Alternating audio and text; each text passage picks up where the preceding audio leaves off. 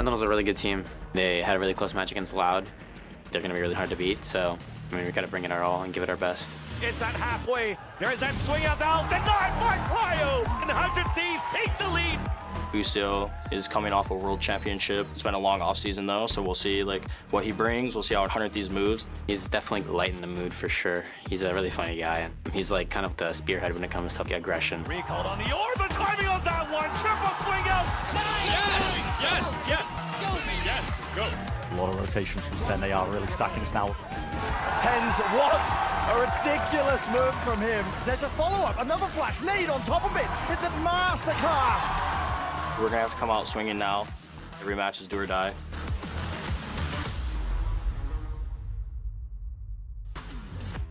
Welcome back to day 4 of VCT America's Kickoff. Golden Boy here once again alongside Mimi and Athena. Almost blanked out on that one because, well, look, the only reason why I'm just going to be up front, I told you so. Just going to say it. But that's a conversation for another day. All eyes, though, are going to be focused on the matchup at hand, as it is going to be another clout battle.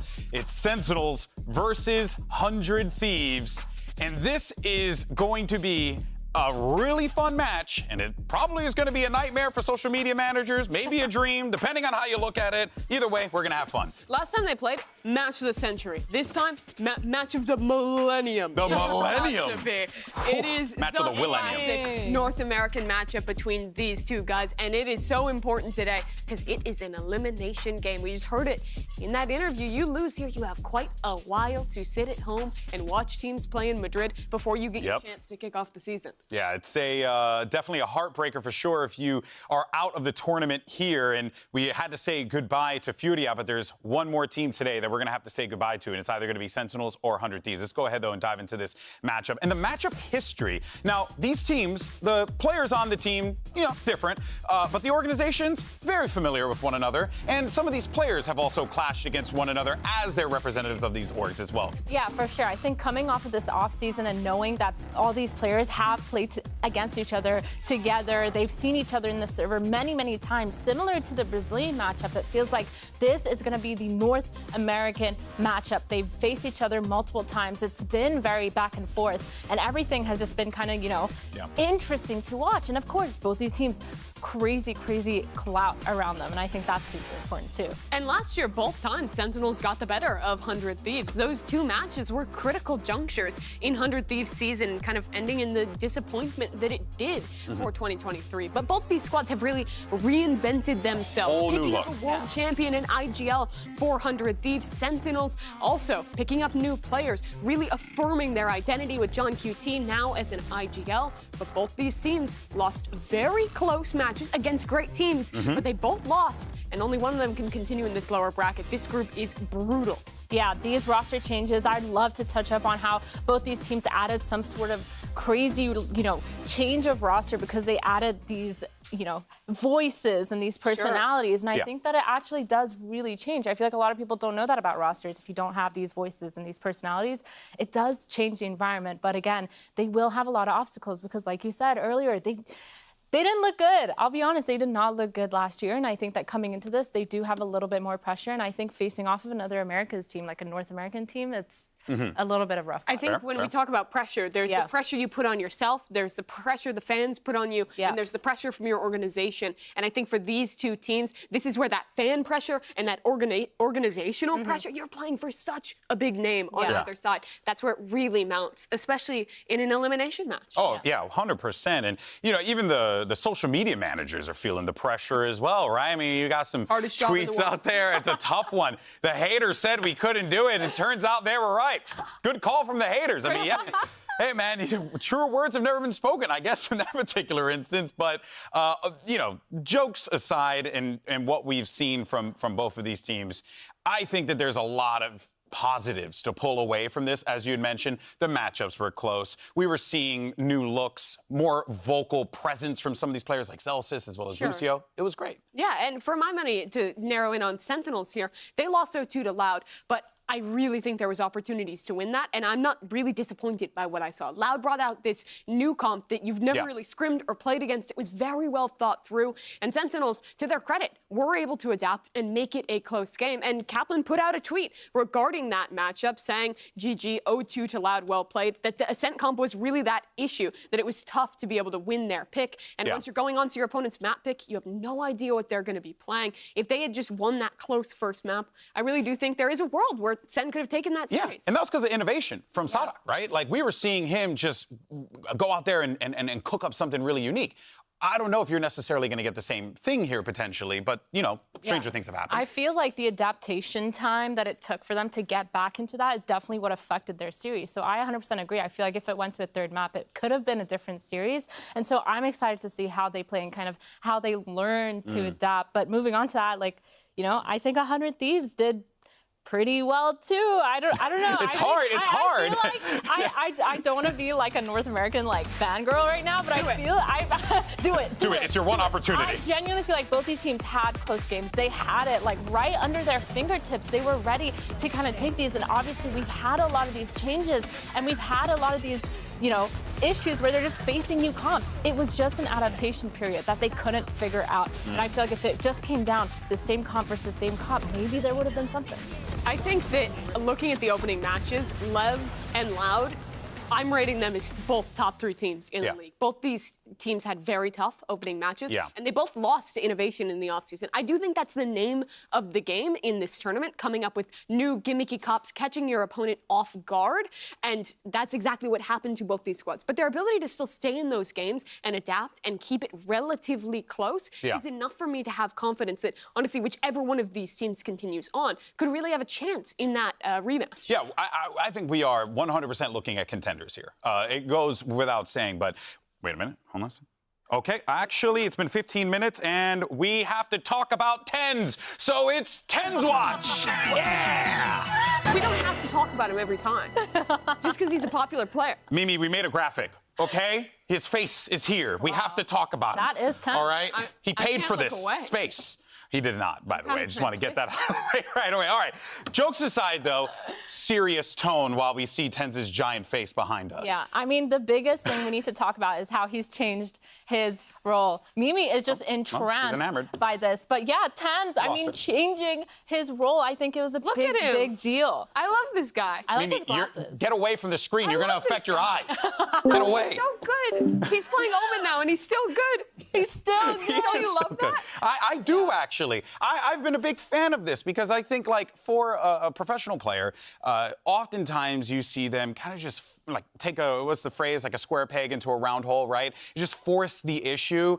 Whereas here though, I think it's TenZ being wise enough to be like, hey, let me drop back because there's more value that I can give you elsewhere. Yeah, I mean, I feel like he's taken that role and kind of run with it because when you're in that controller role, you get like the duality of being able to play for yourself. You can play aggressively, you can play passively, you can kind of make sure that you're holding down sides. I'm sorry, this zoom in is hilarious. I feel like he's just staring me down and like talking about it. He is. He's watching you. He's all knowing. I just want to say, your Omen is great. Like, I think you're doing great. Yeah, talk to him. Yeah, TenZ, I really like your Omen. I think that it makes more sense for you because the dive role, I think he's always struggled with on attacking side, getting the entries. Letting Zekken have that role instead, I think is great for him. And the flexibility, the team has really shown to enable him to still be a great individual player on this. We're moving on. Anyway, he's perfect. He's perfect. All right, guys. But here's the thing, though. Cryo is in a very similar situation as well. Is he gone? I can't focus. Oh, he's gone. He's gone. You're good. You're good. Cryo's in a very similar situation as well, right? Where he's also stepping into a different role. He was the ace player for his teams in the past, right? We know about his amazing run back on like XSET, and then they brought him onto 100 Thieves to be that high-impact player. Didn't quite get that output from him throughout the season, kind of, sort of. And now he decides, let's make some moves here. And I think this is also another great decision as well. Yeah, I mean, now he's on that controller role, and he still has the duality to play that jet when needed. And I think on both as Brimstone, as Jet, as Astra. He managed The to flexibility. put up numbers. He really showed that he was as flexible of a player and as strong as a player as he is on Duelist. And just look at these numbers, Mimi. I actually think that there is this direct comparison between the two, because for both TenZ and Cryo, I felt like there was a lot of moments where they were in a rut last year. Yeah. They're playing the same role, they're doing the same things, they're being sent in and dying first, and the team's not following up. And now this year, both squads have reinvented themselves, put their ace player onto a role where they can focus more on being an anchor, being a strong individual, and not always having to be that dive role that really leads to a lot of inconsistency. Both these squads have great dive players who can slot into that, with Asuna and Zekken. For my money, two of the best 5 Raze players that we have, period, in Valorant. They're both excellent on those roles. So being able to give these guys a bit of a backseat where they can still frag and find a more consistent role on the team, I think is a great direction that we've been waiting for a very long time. Yeah, if I'm entering a site, I definitely want him throwing the flashes and having my back, right? So that definitely has to feel pretty good for them. How good they are as aimers and as players really makes sense being that second entry sometimes when TenZ goes over to the KO. It really is just getting consistency out of your stars. Your best aimer doesn't always have to be dashing in and being flashy to be good. I mean, they also end up being put into these positions more often where they're in those clutch scenarios, which, like, sometimes, you know, when you're in the Duelist and you're going in first, you don't get to necessarily be part of the I'm action. pretty happy if Cryo's in a clutch. That's a guy I definitely want last alive, you know what I mean? LMS 1v2, give it to him, you know? Seriously. So when you're going, you're taking all the crosshairs away from the rest of your team, you're kind of left in a situation where you have these kind of star players left to kind of clutch it up and win the round for your team and play those pulse plans. And I think allowing these players who are really great aimers, but also extremely smart players to be left alone in these clutches, I think that also is such a big, big impact to the team. And that actually, it really helps us transition to the intelligence that the 100 Thieves roster brought in, bringing in a world champion with Busio as well as Zik. So you got yourself some champs there to back you up. You got vocal leaders in the comms, and on top of that, you got a guy who genuinely can frag out when he wants to. He is a fragging IGL. Yeah, he's excellent as a player. I love the agent pool he's rocking. I was a fan of his Gecko that we got to see in their debut. But what I really think about when I think Busio is the vibes. This guy is a vibes merchant. He is wheeling and dealing for everyone. And if there was one issue with 100 Thieves last year, they were a stagnant swamp. I mean, and this guy, they looked stressed out last year. And this time around, Boosie's out there smiling, chilling, vibing out, playing with his gut. Look at his hair. Look at his hair. This He guy literally takes the is Gecko. spotlight. He is Gecko. And I think the way that he is playing and the way that he's allowing this team to kind of thrive around him. I mean, look This at clip this. is so Looking funny. at his picture, making a joke like, in "Is the that middle me?" matches. Yeah, he's like, damn. it really reminds me of Zelsis on the other Yeah. side. Both these teams have players who are such strong emotional leaders. And Zelsis isn't the IGL, but he does in that way fill a very similar role to Busio. I feel like the comparisons between these teams are never ending. You have TenZ and Cryo, you have the two vibiest players in the league, you have orgs with high expectations, which makes it crazy that one of them is getting eliminated this early on. Yeah, I mean, we knew that this group was just hell, right? It was a tough group. This was the circumstances that they find themselves in here, but boy, oh boy, are we in for a treat. Now, earlier on, we did speak with Busio about the transition from world champion to a whole new squad. Let's actually go ahead and take a look. Yeah, definitely bittersweet to leave the EG team. Winning a world championship is like, there's been 15 players in all of Valorant's 4-year history that got to do that. So being among those 15 is absolutely incredible. I get goosebumps to this day thinking about it. And I just hope for the future that I can do something like that, if it's at a Masters, a Champs, a regular season championship. I just hope I can bring it to 100T to make the fans proud, to make my teammates proud. And I just want to be regarded as just one of the best players of all time. Really early on in my career still, so I'm going to strive for that every season to just win another championship. He's just a guy that wants to be regarded as one of the greatest players of all time. That's it. It's a simple thing to ask for. Casual ask. But we do want to let everyone know at home, by the way, that we do have a mouse issue on the stage, so we are going to get that sorted, and hopefully we'll be into the game quickly. But we thank you for being patient with us. So let's continue the conversation here, because one individual that we did not talk about, who, by the way, is also a world champion, it's Saci. Been there, done that. Talk about Saci. This guy, you know, it's It's rough only just because you see Sassy still hasn't been able to get a win on Sova, which is heartbreaking, but he's so good. I mean, his With Sova Sentinels, tech, yeah. With Sentinels, excuse me, with His Sentinels. Sova tech has been so good. The way that he is playing has been phenomenal. His support utility, his Odin usage, as we see, just being so annoying and being so prominent as that Sova player. It's actually crazy that he hasn't won as Sova yet, but I think that that is something that he totally brings to the team. And his ACS on Sova is insane. Yes, Oh, but Counterpoint? oh, Sky counterpoint. in that debut matchup was not great. They were playing the solo Sky on Split, and I was not a fan of the way he was But I think using we've his learned that utility. solo Sky on Split is, they can be Yes, hit or but to miss. talk more about it, on Yeah. the defensive side, he was really often using his flashes early on these extremities, dogging through, sometimes doubling down on that util, playing how you would used to play Sky. Very But with the 2023 of you. changes, with those flashes no longer refreshing, I really don't think you can play like that anymore. It meant Sentinels was losing out on being able to successfully play retakes, Yeah. and losing that split map, I think lost them that series because of the surprise Yeah. on Ascent. We literally saw it in the last Yeah, series. well, we saw greatness from Sentinels at moments in their matchup. I think the draft picking into that solo Sky comp on Split and some of the mistakes being made there, especially around losing eco rounds, winnable rounds like that man-up situations, is what lost them that series. And they really are going to need to tighten that up and reevaluate how they want to be playing these maps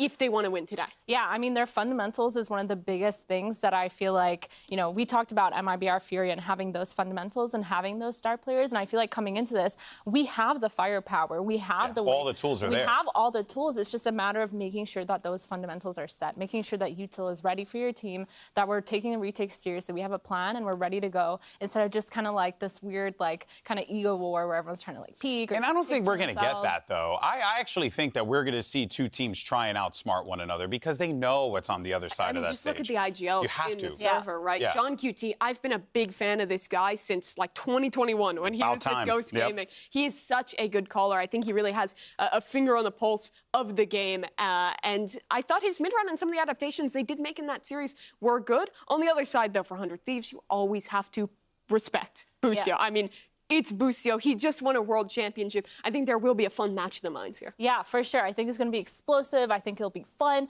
I think we'll see a lot more defaulting for them to kind of pick apart and like understand how the other team is playing, and then finally ending towards what they want to do. However, I do want to say that I feel like both these teams have fully understood that they need to be ready for every situation, because coming off of those first games where they had those weird comps that they couldn't really adapt to, it's like I wonder if they're going to be ready, prepared mentally to kind of go into a game ready to adapt, or if they're kind of taking this game as like, oh, it's Sentinels, oh, it's 100 Thieves, we played against them before, like we know how they play. Absolutely, but I don't think you can know how 100 Thieves played. They had some interesting ideas in their debut matchup, locking in the Gecko Fade on 2 different maps, and I think really committing into the Gecko, the kind of double initiator, the changes to the meta coming into We have to this see year. it today. I think it's good, and I want to see more of that. I think Zix and Busio are a duo that is going to be really creative, coming up with these ideas for new compositions to test out. So Sentinels, just like it was against Loud, I think this is really going to be a test today about adaptation.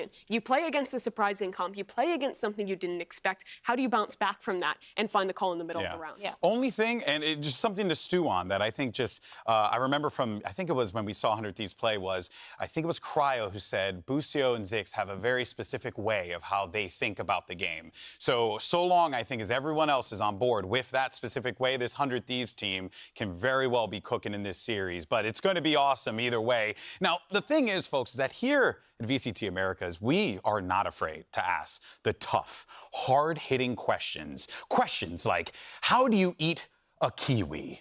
Right? Like an apple. That's a tough one. No, What? just go to the video. Hide it. Unbelievable.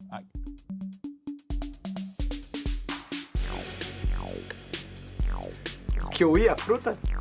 Cara, essa pergunta é estranha, mas, tipo, corto no meio, tiro a casca e como. Oh, this one's controversial. Ooh, I think I'm kind of vicious with the kiwis. I literally just cut it up. I eat a kiwi. I don't eat kiwi, so I don't know. I'm gonna be honest. Yo no como kiwi. I don't even know. I don't even remember what a kiwi looks like, I'm gonna be honest. I think you cut it in half and use a spoon to scoop out the insides. I'm not sure. I'll cut it into fourths, pick it up by like the skin side. Probably just bite it. I don't eat that much fruit. I also don't drink water. I don't know how I'm alive though. So when I eat kiwi, I eat the fuzz as well. It has fiber. I just eat it like an apple. And then bite it like an orange, you know what I mean? Your lips close on it, and then you leave the peel, and then you throw away the peel. Yo me lo comía con todo ahí, a las topis. Me lo comía con los pelos, con todo. All I learned is onto that something. people just need to eat their damn fruits. Because it's so good at the game. Why do you think it is? Because he eats kiwis like that. Why do you eat? You don't eat a kiwi like an apple, Mimi. Stop eating the fur. Do. It's tasty.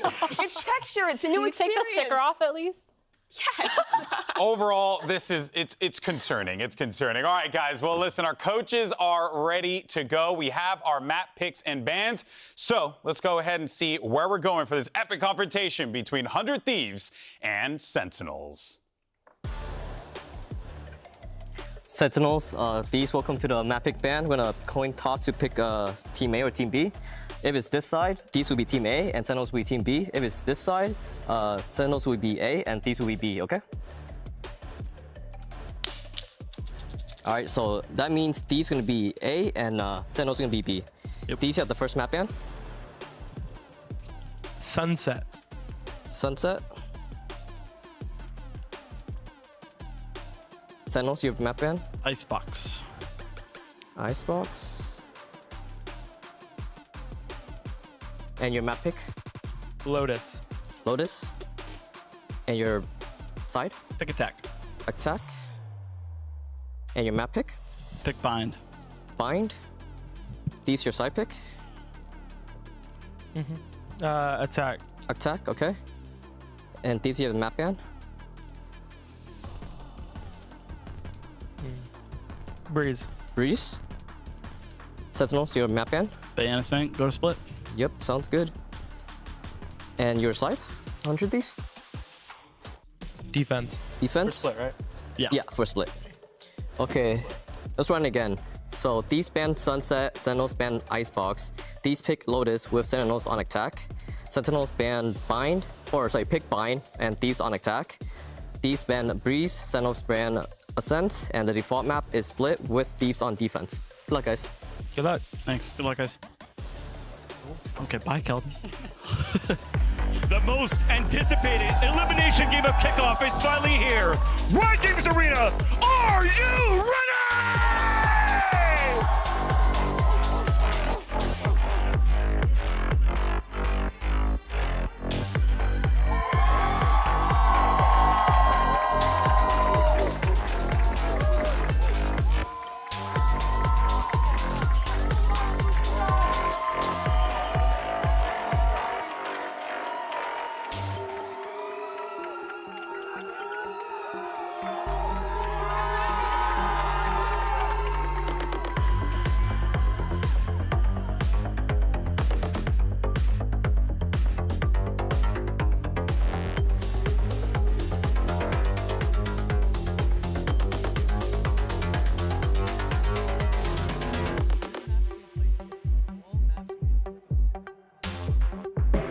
We know Sin City is always the loudest city. Give it up for your Sentinels!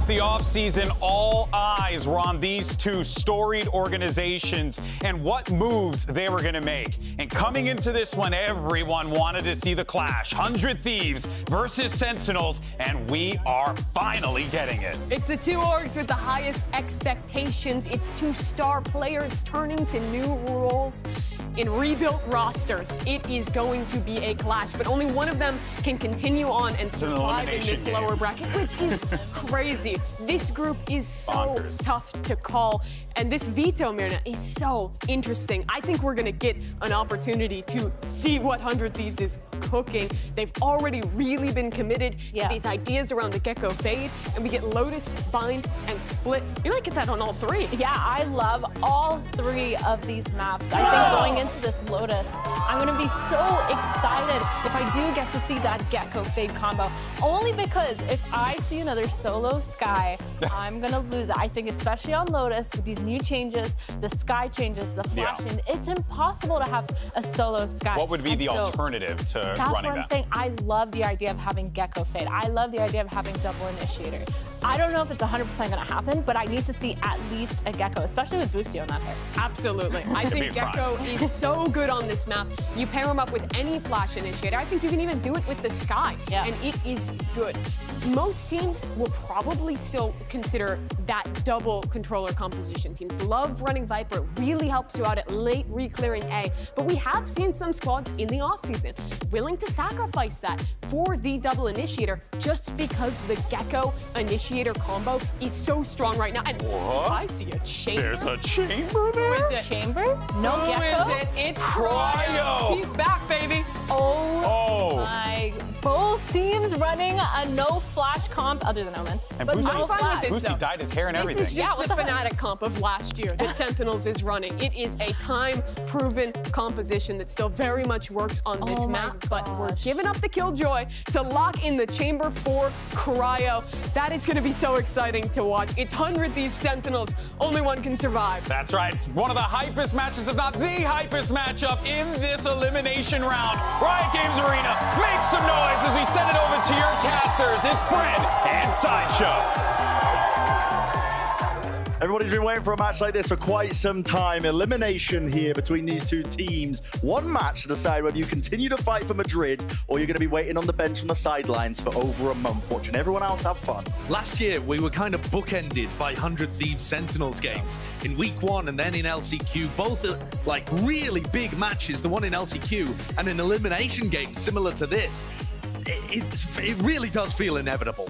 All roads lead to this matchup. They've played against each other so many times, but not with these specific iterations of the rosters. And these compositions are interesting. Teams defaulting towards what Fnatic were doing last year with the Fade instead of the Sky after the nerfs. But I love the chamber pick. I really feel like teams can make this work. And when you have someone like Cryo on the squad, why not? Oh, wow, that's great by Asuna. He just went for the orb at the start of the round. He just trusted that his utility was good enough to keep the attackers back. Hell of a way to get a pistol round started. First kill, going in the direction of Sentinels. Over towards C, anticipating a refight here. You can see that's why Tens is holding that paranoia. Now they set their sights over towards the side, anchoring towards the back. That's Bang. He's got a lot to do here with the orb up to stop in the plans of Sentinels. Poison's off. Now here we go. More util send flying. Nade towards the back on top of it. Into the smoke. That's Bang. That was a right click. Claiming an easy one apparently from that range. Still a few more players to meet him, and eventually with the jump spot, they're going to be well suited. Sentinels gaining ground now. Spike will be planted momentarily, but with the door opened up, Cryo a chance for him to really do some damage. Slipping through and past, but can he find this one? Kills Elsis. He's low enough, buying time for the rest of his team to get into position. The damage done to him. 29 health with a triple face. Only gets it done. Leave it to the one player now. All up to Boostio. Look at this setup. Inside a low smoke towards the ground. What is going on here? Doubled up. Could Boostio possibly make anything happen? Not giving too much away at all. So Sentinels with the opener. And a great pistol round. I mean, Sen instantly got the punish onto Asuna, who I think was being a bit too bold trying to pick up the orb at the start. Although I'm sure that works against plenty of teams. Because if you throw your nade and throw a Caesar or Haunt at the start, most attacking teams are not going to be heavily contesting rubble. But he got punished there, and then a nice 2-wave attack into C. The first little pump fake to draw out the defensive utility, and then committing gives a nice opening round for Sen. And 100 Thieves, they're not going to invest in this round, but I'm still going to be watching it like a hawk because we've seen so many of these ecos getting converted recently. These teams are just different with the classics. Not sure what's changed, but teams just seem to be taking them much more seriously these days, realizing that every round is winnable. And you think about it, it looks like all classics, but Cryo still has 3 shots in the Headhunter. You wind back the clock, and old Cryo, that might be 3 kills. Oh, yeah. We'll see whether he's capable of stuff like that. It's been quite a while since we've seen this guy play Chamber. Chance for a kill here. Partially deep line, right down towards A. And 1 shot, 1 kill. Preordained is what it felt like. No charges. Sen now, they want nothing to do with the A site. Now going to start to make their way into C once more. No anchoring players to stop them. There are so many spots that Cryo is going to be able to establish himself on the Chamber. But this is still a really difficult round for 100 Thieves to convert.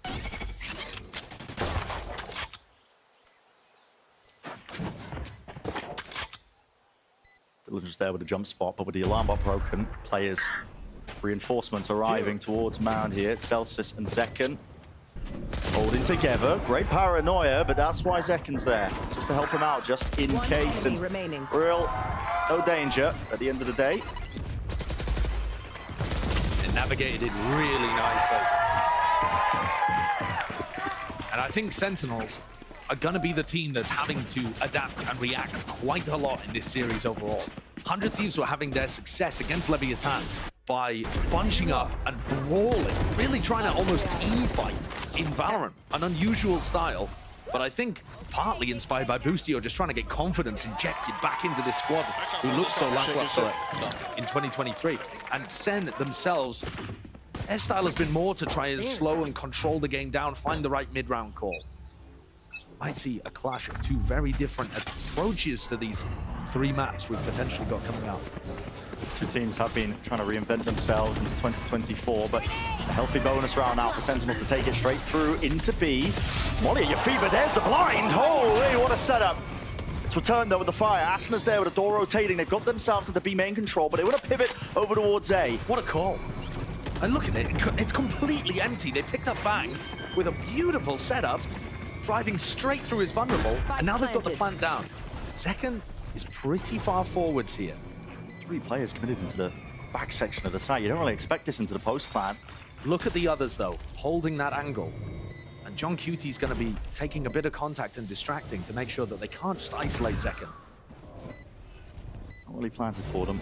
Just the one section of the box. They're still worried about rubble. Up to Heaven, Asuna. An important kill. Zekken finds his. Earns his way to the showstopper. Just jiggling as well, rebounding off of it with the tap there. Boostio lucky to get it, but instantly you can see the players, the positioning is Sentinels. It's perfect. Tons of coordination from Sen. And I think these first few rounds look like they're demonstrating the extra time that Sen has had during the offseason to really work and refine their play. Because set plays like this, anticipating somebody to be playing in that area, and then both of the post plants where things got a little dodgy, they've had very nice ideas of how to neutralize 100 Thieves, and they're playing tight and coordinated. Remember, 100 Thieves have had significantly less practice than Sentinels over the course of this offseason, so that could be a difference maker. Down to the Sheriffs, the Pistols, the half-buy. Weaker money. Doubled up. Approach with the Prowler. Oh my!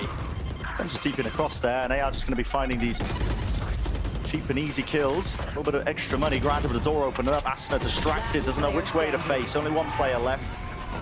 That's a beautiful textbook protocol of how to clear an aggressive mount control there by Sentinels. Taking B control, you saw Boostio looking towards B, as if they were thinking about opening the door, fighting them on B. I think 100 Thieves had the idea there that it was just going to be a big B exec. And they didn't realize that Sen were actually wrapping around to pinch the mount players from both sides. Yeah. Got a bit of time to talk as well with Bang. I mean, he's going to make his way over to the spike, to be honest. take out a gun or two, but he will be going down. It's a round loss. And not just that, Sen are now going to be up into the next round, a rifle round, where the economy of 100 Thieves is on edge. And look at the ults they have to play with. I mean, Showstopper, Nightfall, you can combo this into anything you wish. Especially considering they had a set round for the bonus, a set plan to try to punish Bang. I could see them cooking up something similar again. A lot of these teams are going to have scripted beginnings to maps. Assuming things go well for us. Let's go. We have good odds. We could do the A thing. Get some hints there. Yeah.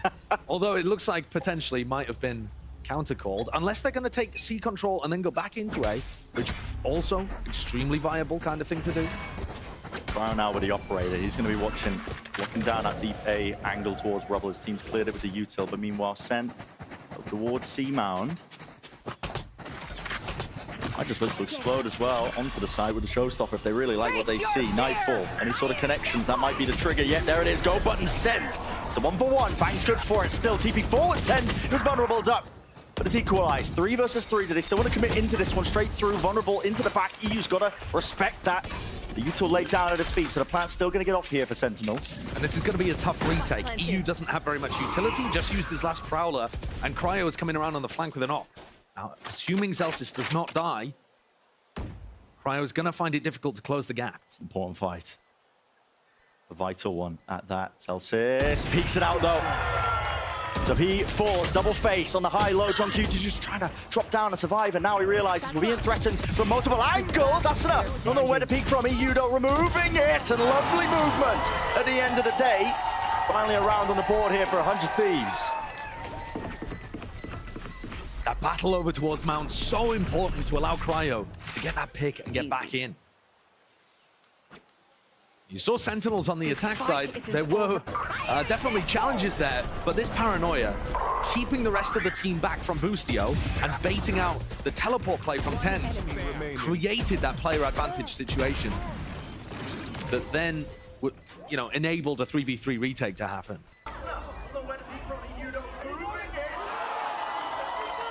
Huge round to save 100 Thieves economy. Yeah, we're looking like a big brawl, actually. As soon as this get out of the replay, straight towards A. Look at this. Lots of players to meet them. Satchel across! What a shot by Cryo! Showstopper, though. TenZ is TP'd right behind them. EU luckily there with the trade. Commits the Nightfall. We're going to really fight over this one, but guess what? Senna out of there. Hightailed. Straight back. Front section of Mound. How are they going to fight over this one? Doubled up, and players low enough that it's short work, quick work for Bang. Toxin screen down.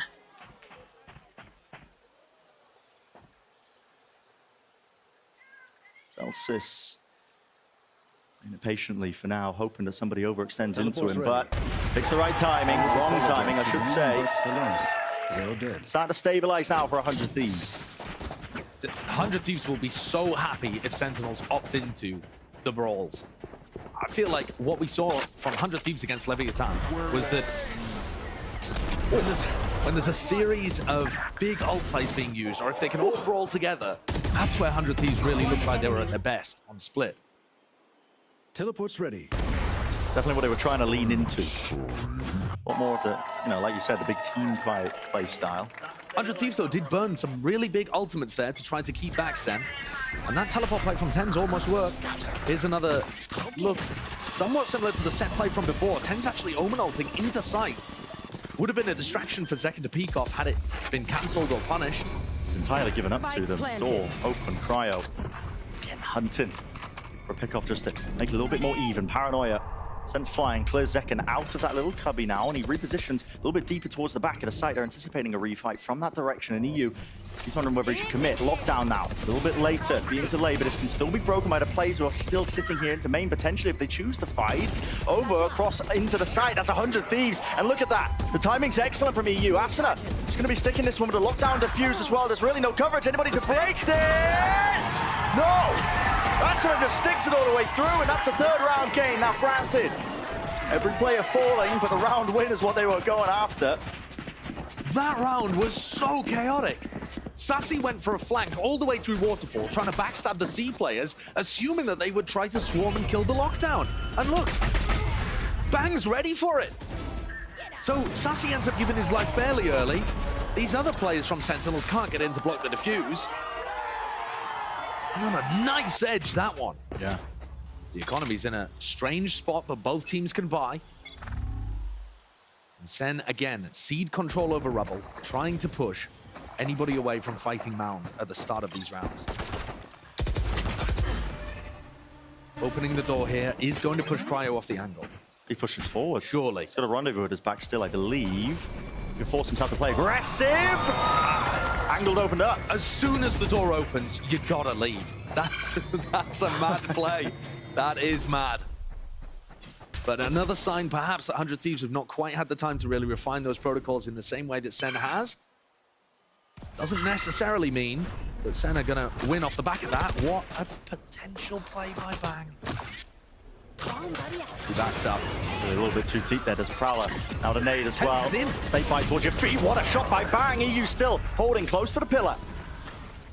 Never cool to cancel. Sen are so reactive with this one. Almost like the bait and switch you expect them to be in that scenario. 40 seconds left. What is the decision? They flip the switch, and it does pull players away from C. What a call in the moment. Yeah, Sen going for the freeze in the round. 100 Thieves, super reactive. 30 seconds trying left. to find Sentinels. Face your Putting the fear! Nightfall now. 0 tags onto this one. They only have to worry about the back of the sign. That's going to get cleared by the ice. They realize it's C. Open for the take. We have seen 3v3 retakes work for 100 Thieves. They're going to open the door really early on. Viper's fit with his plan for John QT. But they don't have very much space here, do No, they? and 100 Thieves are already in. Look at this. Already in. Boostio, he's not wasting any time forward here with an aid to push them into the angles. Appropriate maybe, but they're just walking right into the pit. And not favored at that position. EU. He's got to pray now. Maybe Do you wear wigs? Connecting, but he's realizing it. No, I do not. In a 1v3 have you worn wigs? That is unwinnable. So Sentinels No, I have not. Will you wear wigs? Maybe. When will you wear Big wigs? one to put on the board. A couple of things going on there that are really interesting. The first is that these execs from Sen have TenZ committing extremely deep with Zekken. They're not trying to bait out defensive utility as much and keep the whole of the team tight to Zekken. They send Zekken in like a cannon, and then TenZ teleports in with him. And that hasn't really been working for them so far. TenZ got picked off by Boostio in one of the previous rounds on C. That time TenZ got picked off by EU. So it's an interesting style, but it's not actually getting results at the moment. The other thing that actually worked for Sentinels is that they were able to pause the round, freeze, and bait 100 Thieves into being a bit too active. Do you wear Leaving the wigs? site. What we were talking about. No, I do not. Series, really. Have Their you worn stylistic wigs? differences, and Sen have been holding No, I this have over the not. course of the Will you offseason. wear wigs? The ability to just take their time in a moment. Maybe. And say, When okay, will guys, you what's the right wear play here? wigs? We'll all do it together. They tend to make the right moves a lot. I mean, these mid-round calls, I don't know if it's John QT or what, they have a lot of vocal callers in Sen, but typically, it's what's been paving the way to a lot of their victories. And yet, at the beginning of the season, we find both of these teams in elimination matches. I think that speaks to the caliber of the teams in Americas, but also how difficult this group is. We knew it would be absolutely brutal. But frankly, I think both of these teams have been playing at a pretty good level so far. Yeah. 100 Thieves in particular exceeding expectations, considering that they haven't been able to play with Boostio for an extended portion of the offseason. Man was trapped in jail. Key thrown away. Yeah. To the very last moments. But after they busted him out and were able to do a bit of practice, they've certainly been cooking. And they've got decent team coordination too. Chances for 100 Thieves still obviously abound. And the economy isn't that bad. Cryo's still able to get an op online. There's a judge for Boostio, which can seriously do damage in plenty of different spots. It's Asuna who's got the low weaponry.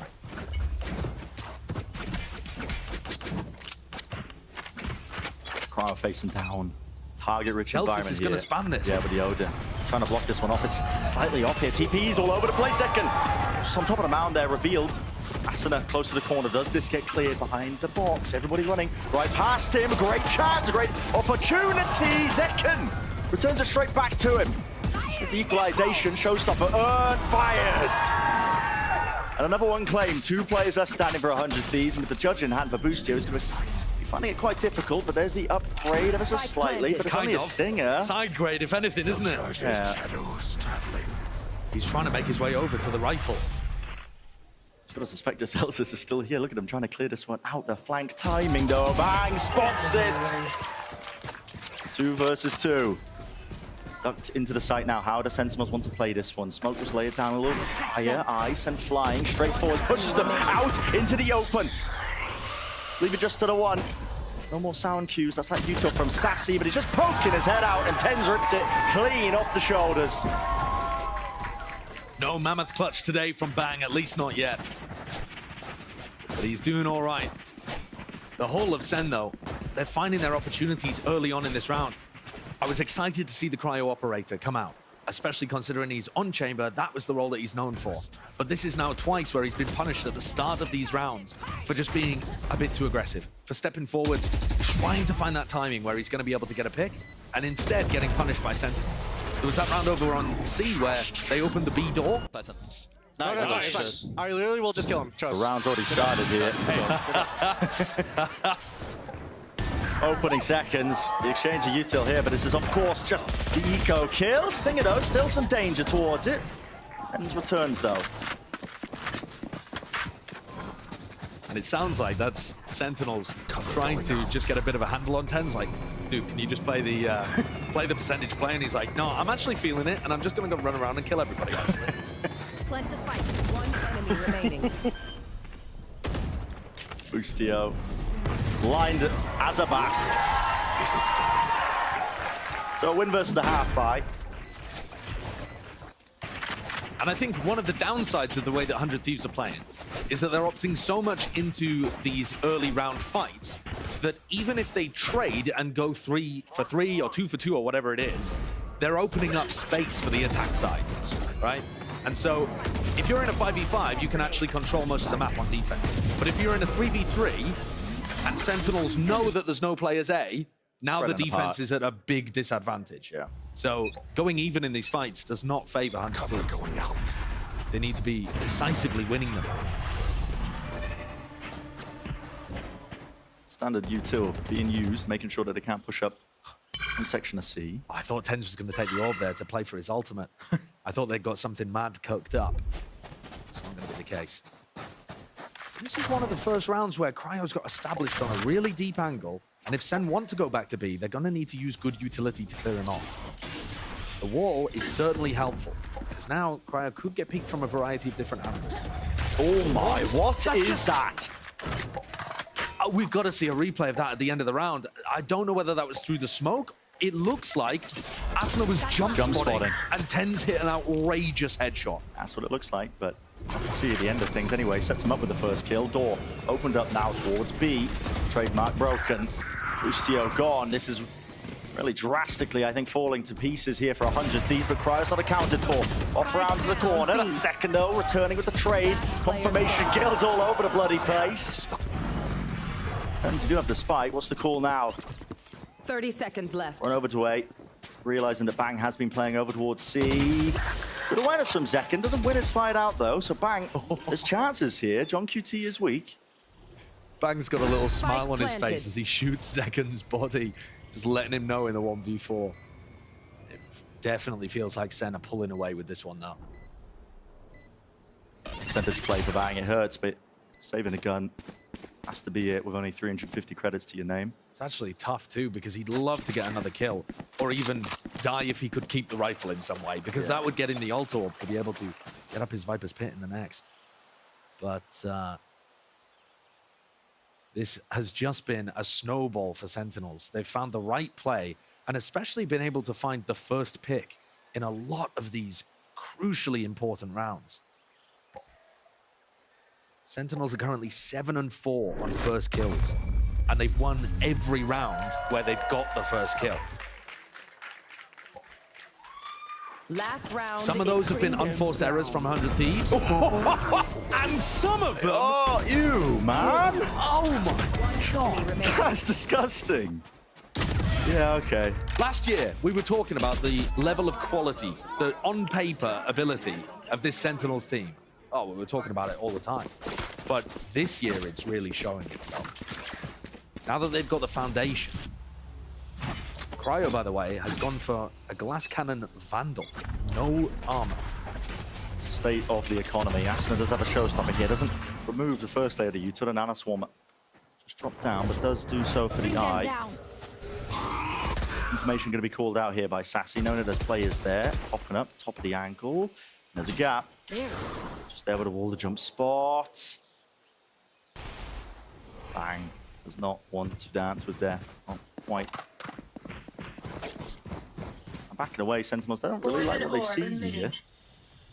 The door was opened up towards mid-B. There's going to be a fight to be taking place if they choose to really collide into each other. But no, just parting ways once more. And I'm not sure that 100 Thieves even got the read that Sen are that close on B. Sentinels are contact clearing up, not using the boom bot, just making sure that they're utterly silent. Cryo. John's hearing all this. Yeah, it's got to be, surely. 40 seconds left. And he's calling his team back over towards A. These are the kind of mid-rounds that John has been calling that have changed the identity of Sentinels. Bang! Removed! 30 seconds left.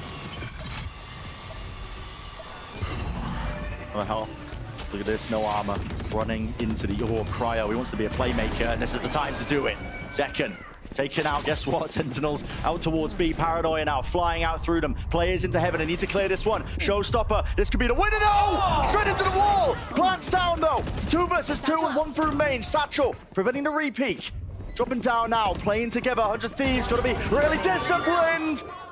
But it's just EU. 7 bullets of John QT into the pit. And what a micro-adjustment. Excellent shooting, excellent calling, but there was a lot of pressure there, and 100 Thieves flubbed it. And Asuna's been having a dire performance here, it's got to be said. Really not finding it. Beefed the satchel movement and was unable to find the rocket. I think he just launched it into the door frame. Did the C's have any impact? I'm not sure it did. Brutal. Hard to know there. Yeah. Either way, this is Sentinels absolutely outclassing 100 Thieves. Really is. It looked somewhat even at the beginning, but they've just pulled ahead to unfathomable difference. Now, I'm surprised that I'm saying this, but let's send this down to Golden Boy, who's standing by in our audience. What could possibly go wrong this time? Let's try this again, shall we? How you feeling, Riot Games Arena? I love it. I love it. All right, all right. Are we feeling 100 Thieves? What about the Sentinels? Santissimo, that was loud. All right, well, I'm going to go to the crowd again. Surely we'll be fine this time. Okay, you seem like a sane person. Okay, here we go. Hello, what's your name? Where are you from? My name's Jackie. I'm from Anaheim. Okay, Anaheim. Shout out. Anyone else from Anaheim in the house? Okay, we got about 5 of you. Okay, what sign? What sign do you have here? I'm curious. Oh? It's John QT with Absolute Cinema. Absolute Cinema. Love it. Thank you so much. That was an awesome sign. All right, let's see. Okay, we got these 2 young ladies over here. Hello, hello. What's your name? Where are you from? I'm Leslie. I'm from Orange, California. Orange, California. I'm Kiana, and I'm also from Orange, California. Okay, so we got 2 people from Orange. Anyone else from Orange in the house? Yeah, right behind. Okay, that's what's up. All right, what signs do we have here? Celsius, just one chance, please. I'm begging. Half Moon Leslie, Instagram, Twitter, please. Just one, just once, just once. Shoot your shot, Queen. I appreciate that. Okay, so are you guys friends here? You also cheering for Sentinels? You're sisters. Okay, and you're cheering for Sentinels too? I'm cheering for 100 Thieves. I have a Let's Go 100 Thieves sign. And then brought to you by Bang's mom and dad. Yeah! You know what? I love this. Good, clean, wholesome signs. That's what we like to see here at VCT. Guys, give it up one more time for these amazing people. Give it up for yourself. And let's get ready to send it back over to 2 casters who have it contractually obligated to commentate every Sentinels game for the Vibes and the Cloud. It's Brennan Sideshow. Yeah, desperate needed the followers, of course. Auto included. Had the lawyers drafted up. That was a much better attempt at that segment compared to yesterday. It certainly was. Say. I mean, you know. Okay. All right, reset. Okay, pistol round. 9-3. Sen in the lead here, this time on the defense. This is a really important one for 100 Thieves. And now the pressure's going to be on Asuna again, because he's got the job of trying to open up these sites, blast open choke points.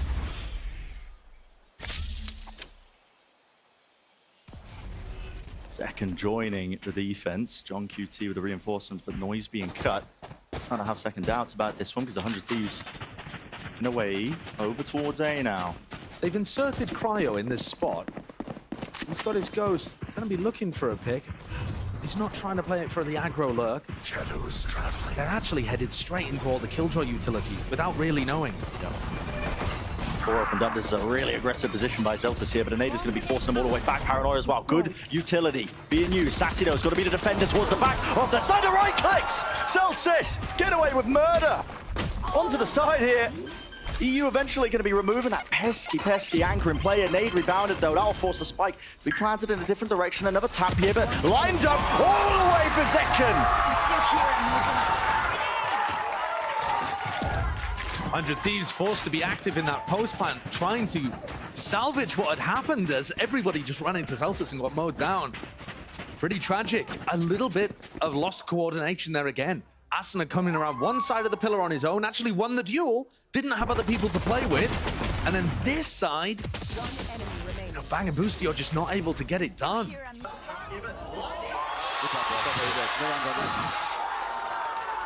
Surely for 100 Thieves now. Considering it, yeah. Committing to it, the force. You have to at this point. The map's getting away from you. Trying to go for the fast play at the very start of the round, pull out some of the defensive utility, but I don't think that was supposed to be a bait. And T wanted to get in there onto B, and now they've been bogged down. More util to work their way through, isn't it? Nanoswarms being used. There was a Viper Orb in their face. Now Cryo's timing that. Might seek to try and lurk. Really tricky spot. Zelsis up to try and take the fight here, but non-committal from 100 Thieves. Maybe expecting Cryo to maybe get something done. Prowler spots him, so now they're definitely going to be aware. The Sentinels keeping an eye on that one spot over towards A. Guess what? Tens. Goes to the rubble side, him in seconds. What's going to be done about that? Eye is revealed up to towards Tens. No one removing it. Sent out the Paranoia though. Now another nade. TP reposition. A little bit ajar. 40 seconds. This feels hectic. It feels frantic. But they have found the site where there's only one player. Zelsis went huge on the pistol. Is he going to commit? 30 seconds, yeah. Turret's going down as a smoke into his face. He has to really respect this one now. Backing away, reload. They're going to be able to hear this one. Up top, they want to try and run him straight down. And he's sort of firing line. John QT! What a difference maker! 3 players fall just like that. 100 Thieves. Got to try and take some risks here. A fight taken towards into the back of the spawn, but the discipline from Sentinels is just sublime. Always doubled up. Boostio. Reposition. Onto the brain now. Maybe he can make it a few more, potentially. A tap. Sassy. Run and gun does it. And if the pistol round wasn't enough, being able to dismiss the force afterwards should put Sentinels in an amazing spot to clear this out. That was a bit too bold there. The swarm into backside and then further into spawn to try to get Zelsis, I can appreciate. But they didn't even wait for a moment to allow Boostio's Paranoia to come through. Just a bit too far ahead of the play. They forced. Out. Good job. All right, they need it. They're desperate. Oh. I mean, I think he's right, isn't he? Truer words have never been told at this point. It's a timeout for 100 Thieves. And the coordination is miles off, I think, for 100 Thieves on how they're making these plays happen. The ideas seem all right. I mean, if you compare it to Sentinels, the way they pause, slow down in the mid-round, when something goes a little bit amiss, maybe the rounds are even, it's a bit night and day, you know? Everyone feels like they're on the same page. They're waiting for the util to come up at the appropriate timings. 100 Thieves is very go, go, go, go, go. And I think that was obvious when you watched them play against Leviathan as well, especially on Bind, which is actually our next map coming up. They were extremely execute heavy on their attack side, didn't really have too much differential in pace. But once again, 100 Thieves kind of came late into the off-season with the acquisition of Boostio. And these things take time. They do. Unfortunately, this is a tournament format that does not reward the tortoise versus the hare. You're not going to be able to slowly pick yourself up. This is an elimination game. Last chance to be able to make it to Madrid and a long road ahead, even if you wanted to. Oh, yeah.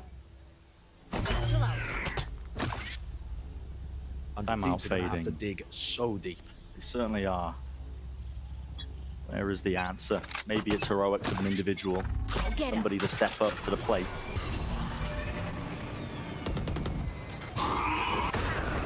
Question all over the front section.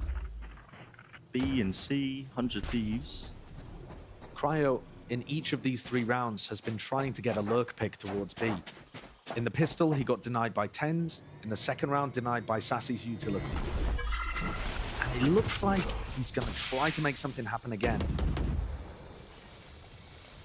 Forward on the angle here. Now Zekken, when we got the Guardian, is going to have to be precise and surgical when this hit starts to come through, especially Tens remove. Bang! Gun here.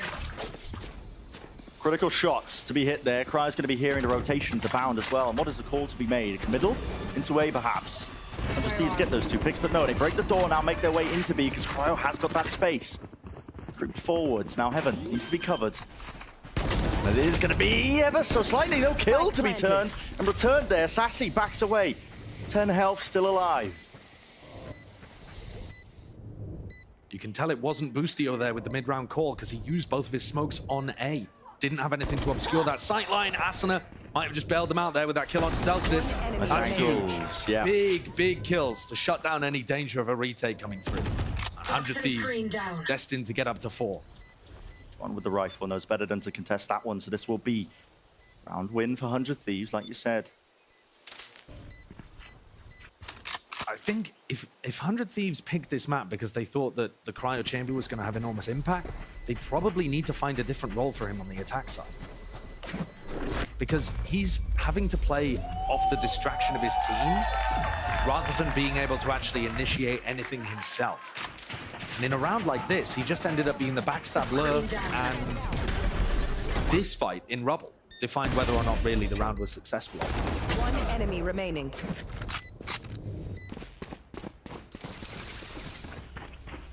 It's a long road back, but this is an eco from Sentinels. The ecos have been deadly. Yeah, they have. Showstopper for Asuna.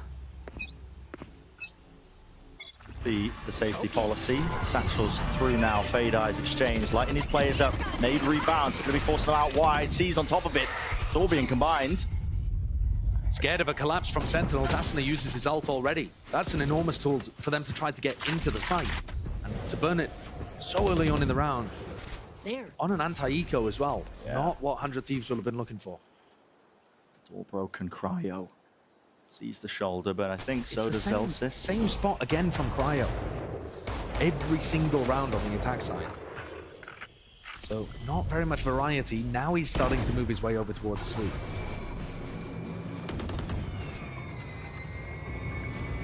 Door opened. Still making the noise over towards A. He's keeping a lot of Sentinels over. But guess what? The bodies are just moving now. Look at it. Reinforcements sent to B. Worried about it now with the noise being cut, and it seems like the read is almost correct here. Just retake onto A, and might pay off for them. But the turret broken. That's the signal. At least plan over towards C here for 100 Thieves.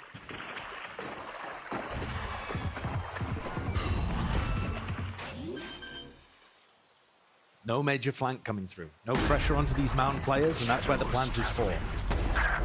Lovely shot. Boostio has been a little out of the action in this game so far, but that's a good one for the confidence too. The rifle. Paranoid with a satchel forwards here, but Zekken can't really escape it. A lot more to be done here, but with only 2 players remaining, Celsius just might opt into saving this one with the rifle. Tens, TP to try and get out, but no, can't break the tether in time. Celsius scurries away with what little reward he's got from this round. Expected result here then, as 100 Thieves managed to win on their anti-eco. But it took them a fair amount. You think about it though, at the beginning of the round, Asuna used his Raze ultimate. He's already got 4 points towards it. Yeah. Like being able to collect an orb, go forwards, collect a couple of kills, that kind of thing. So not an enormous punish for that ult having been invested early on. These are the rounds that really matter though, when Sentinels gets back up to rifles and things are more even across the board. And these are also the rounds where 100 Thieves don't have that snowball available from the ultimate that we saw from Sen on their attack side.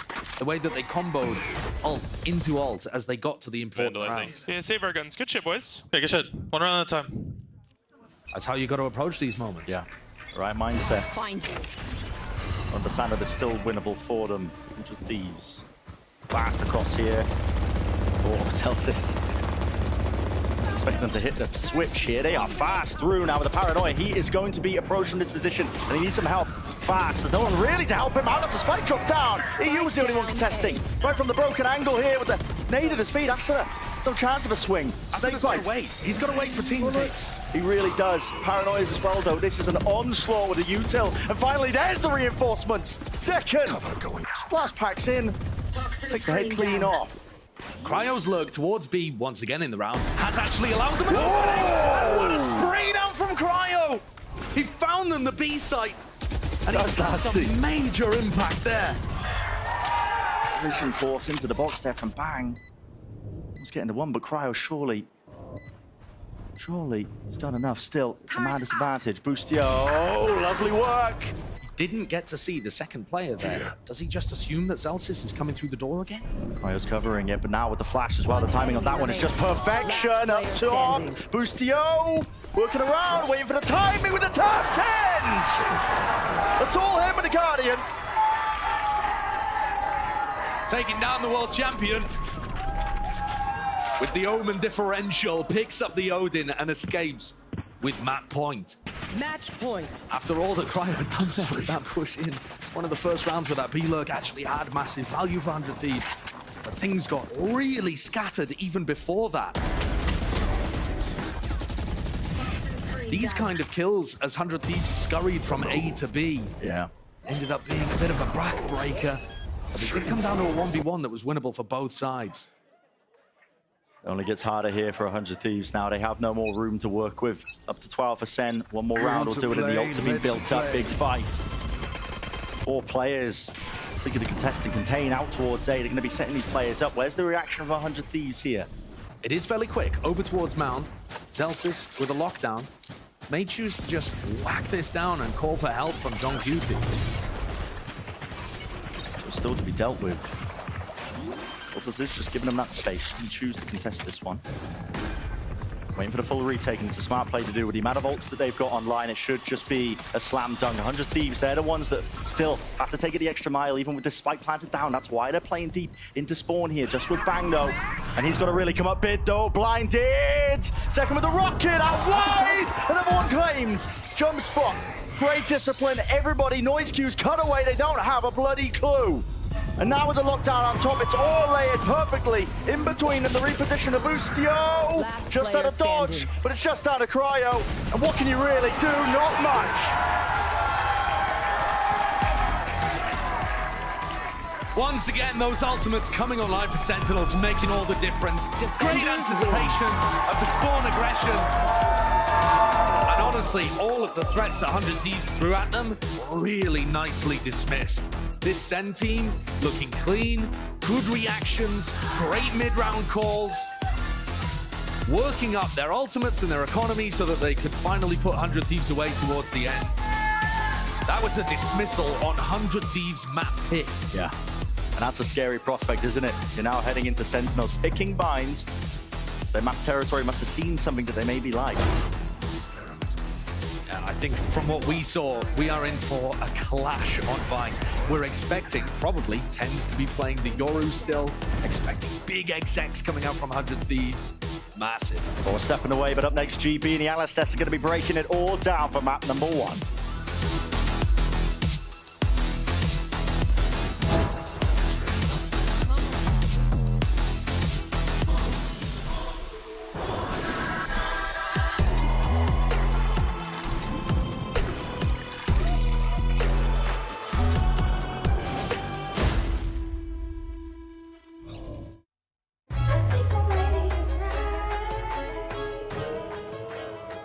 Hey guys, it's Jimmy Lin. In this series, I'm going to walk you through attack on Pearl. Watch out for the stairs, clear this angle. You're going to be able to fight this.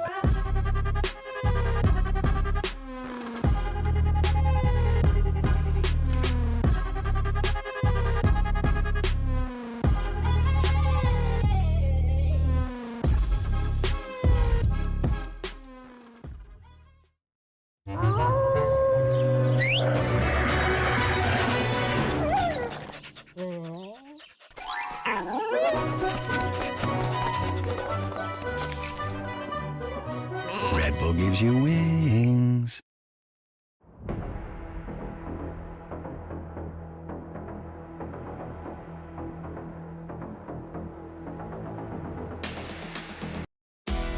Harbor Freight knows on any given day, we're all mechanics, DIYers, and training wheel taker offers. We also know no one should overpay for dependable tools. Whatever you do it for less at Harbor Freight.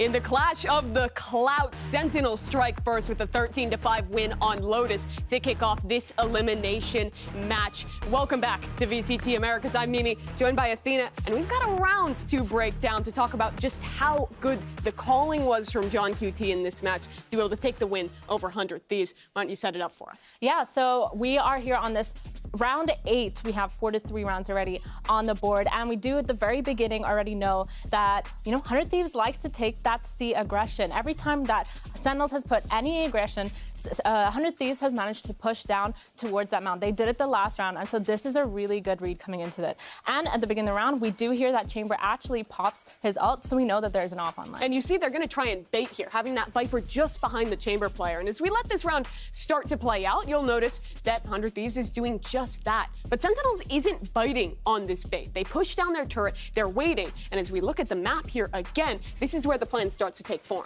Yeah, so since 100 Thieves is playing kind of a fake Sentinel Chamber, they know that this front B is probably towards that weak side. The aggression was not to be found. They use that Fade Eye to scan towards that front B, and they know that there is no one contesting. And so they take this space, they take mount space, and they know that there probably is some sort of aggression. And what's really good here is that they actually end up using the Omen paranoia, and they open that door to kind of crunch and punish Cryo for being in that aggressive position. He hears those players in mid and wants to go forward, but at this one is already almost too late. Zekken comes in from the side, finds that frag, and Sentinels is already in a great position here. But this is where John QT starts to take the round to the next level.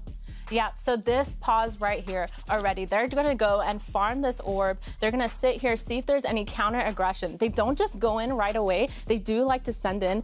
I mean, they do end up ending the execute towards that C side, but there's Slayers. Yeah, they're chilling, they're getting the orb, they're gathering their thoughts, and they're sitting to see if there's any delay of util. And now they're waiting for the rest of their team to kind of group up towards this front C. And as we fast forward this round, just a little bit into the future, they start this one off by sending Zekken in alone to this site to see what he can find. They have Initiator utility to support this, and while the trades aren't initially favorable, they still have another layer to this one, where again, John takes the time to not panic into a decision and resets this round once again as we look at the map.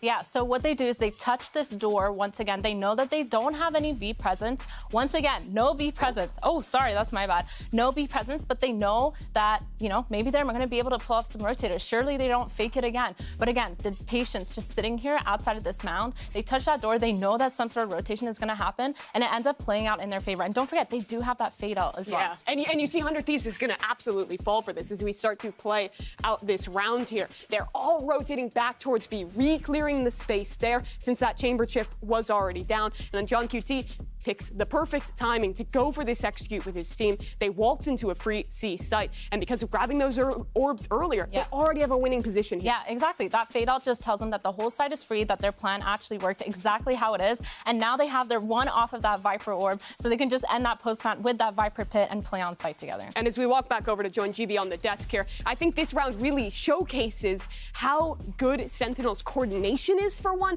and two, how good their decision-making, hey buddy, is in the mid-round. Well, you know, you guys decided to go and have some fun without me, but I do respect it, and an excellent breakdown as well. And I think it just illustrates so well as we talk about the rest of the Sentinels. Second, I think, is a good place to start off here, that this team feels comfortable. They feel free to do what they need to. This is scary. Yeah, I feel like this team just looked so good. They were so ready for this mid-rounding. They were so ready for their protocols. It felt so solid in those fundamentals. And again, Zekken just going wild. They punished the A aggression from 100 Thieves every single time. They seem to be really good with their util, ready to go in, not scared, no hesitation. Every single piece of utility seemed to have some sort of reason. Absolutely, and this is going to be a tough turn of events in the series now, especially when Zekken is shooting like this. New Jersey's last hope. He's making home proud. Oh, we got Elizabeth here too. ACS. On the stage, maybe though. One more. One more. But Zekken's out there going crazy on the stage. This guy is such a prospect, and he just integrates into the team's plan so incredibly well. This isn't just a Sentinels where Zekken is shooting people well. It's a Sentinels that has clear game plans, that is fast to adapt, and has great coordination when they're implementing these ideas. Yeah, I feel like they're also surrounding the Zekken and just setting him up for success, which is something that I feel like we didn't really 100% see before, and now having, you know, tens in that controller Well, because spot. they were wrestling with who gets that attention, right? And now they have settled. Exactly. Zekken gets the attention. And I think that's just an intelligent call to make, because he was the talk of the town for this team last year, so it makes sense. Put the investment into him. And we saw in these late rounds when Tens was left alive, given opportunities to shine, he still did, but he had consistency as well. We're hopping into Bind, and that is a beautiful agent select. Tens' Yoru is iconic on this map, and I love to see it coming back. The interesting thing for me, though, is they're running it with a Sky. I expected teams to be picking into the Gecko-Yoru combo to get those double flash kind of synergy there. Yeah, I feel like it definitely is a little bit weird. I mean, that dog does get that information, but yeah, I mean, the Gecko goes crazy. I mean, extra util, you get that wingman being able to plant, you get the Molly, so much delay, and you just pick up your flash and get that information. But I guess they are kind of gearing a little bit more towards that old meta comp. But the Gecko and the Fade on the other side is something that I love to see. No Sentinels on either side, but they do have those double controllers, which I think works really well in defense on Bind and allows more aggressive plays on both sides. It absolutely does. Saucy on the solo initiator here again. I'm looking to see what he learned from the issues Sentinels had on Split. Can 100 Thieves exploit that? Can they call the attack side they need to stay in this series? It's Bind So you think this is their best shot to bring it back? All right, folks. Well, it's time to farm some impressions for this elimination matchup because time could be running out. Does 100 Thieves have it in them to be able to force this game 3, or will Sentinels end it right here and now? Let's send it back over to Brennan Sideshow. There's so much on the line, isn't there, GB? I mean, listen, this is it. An elimination game for both these teams here, but Sentinels on the precipice, really, of being able to survive that 1 day longer fight for that Battle of Madrid. 100 Thieves, I mean, they end up losing this now. This map right here, it's April when they'll next play. That's a while away, and that is a heartbreaker for them, but they have to stop it here on Bind. That's an absolutely brutal reality facing 100 Thieves. A Bind, a map that they've played recently, and they use that double initiator utility to go crazy on big execs, especially down short, sometimes going for hookah floods, generally ignoring the more outside areas of the map like B-Long. But that's where we're going to see the fight on the pistol. Tens is facing. Decoy sent in first, baited out the shots. Knows that someone is lurking around here. Wall is interesting through the TP. Worked up onto alternate angles. Now the dog's being committed on top of that one. Spots 2 players. Now, 100 Thieves know that Sentinels plan on this map because they've seen it in the off-season, and towards the end of last season, actually, is to try to pressure B-Long and Showers really heavily. They're not going to try to defend short that much. And 100 Thieves are just walking down. Attempt here with the plant. Nado rebounded. Stops it in its tracks. Rest in peace, little bro. Yeah. You did good. No cheers from the crowd. Put it up with the orb here, but Boostio now going to attempt to plant this one. He will get this one off, so 5v5 retake. Look a bang at short. And this is an important one. Many players to meet him. So many players here on the flank. To the side. It's all about this, holding this angle. You get the first one. Sassy's got util out in his hands, flashed up, but it's given him no way. The shots! Just going wide here. Battle on 2 fronts, though. Out towards the side. That's all Boostio.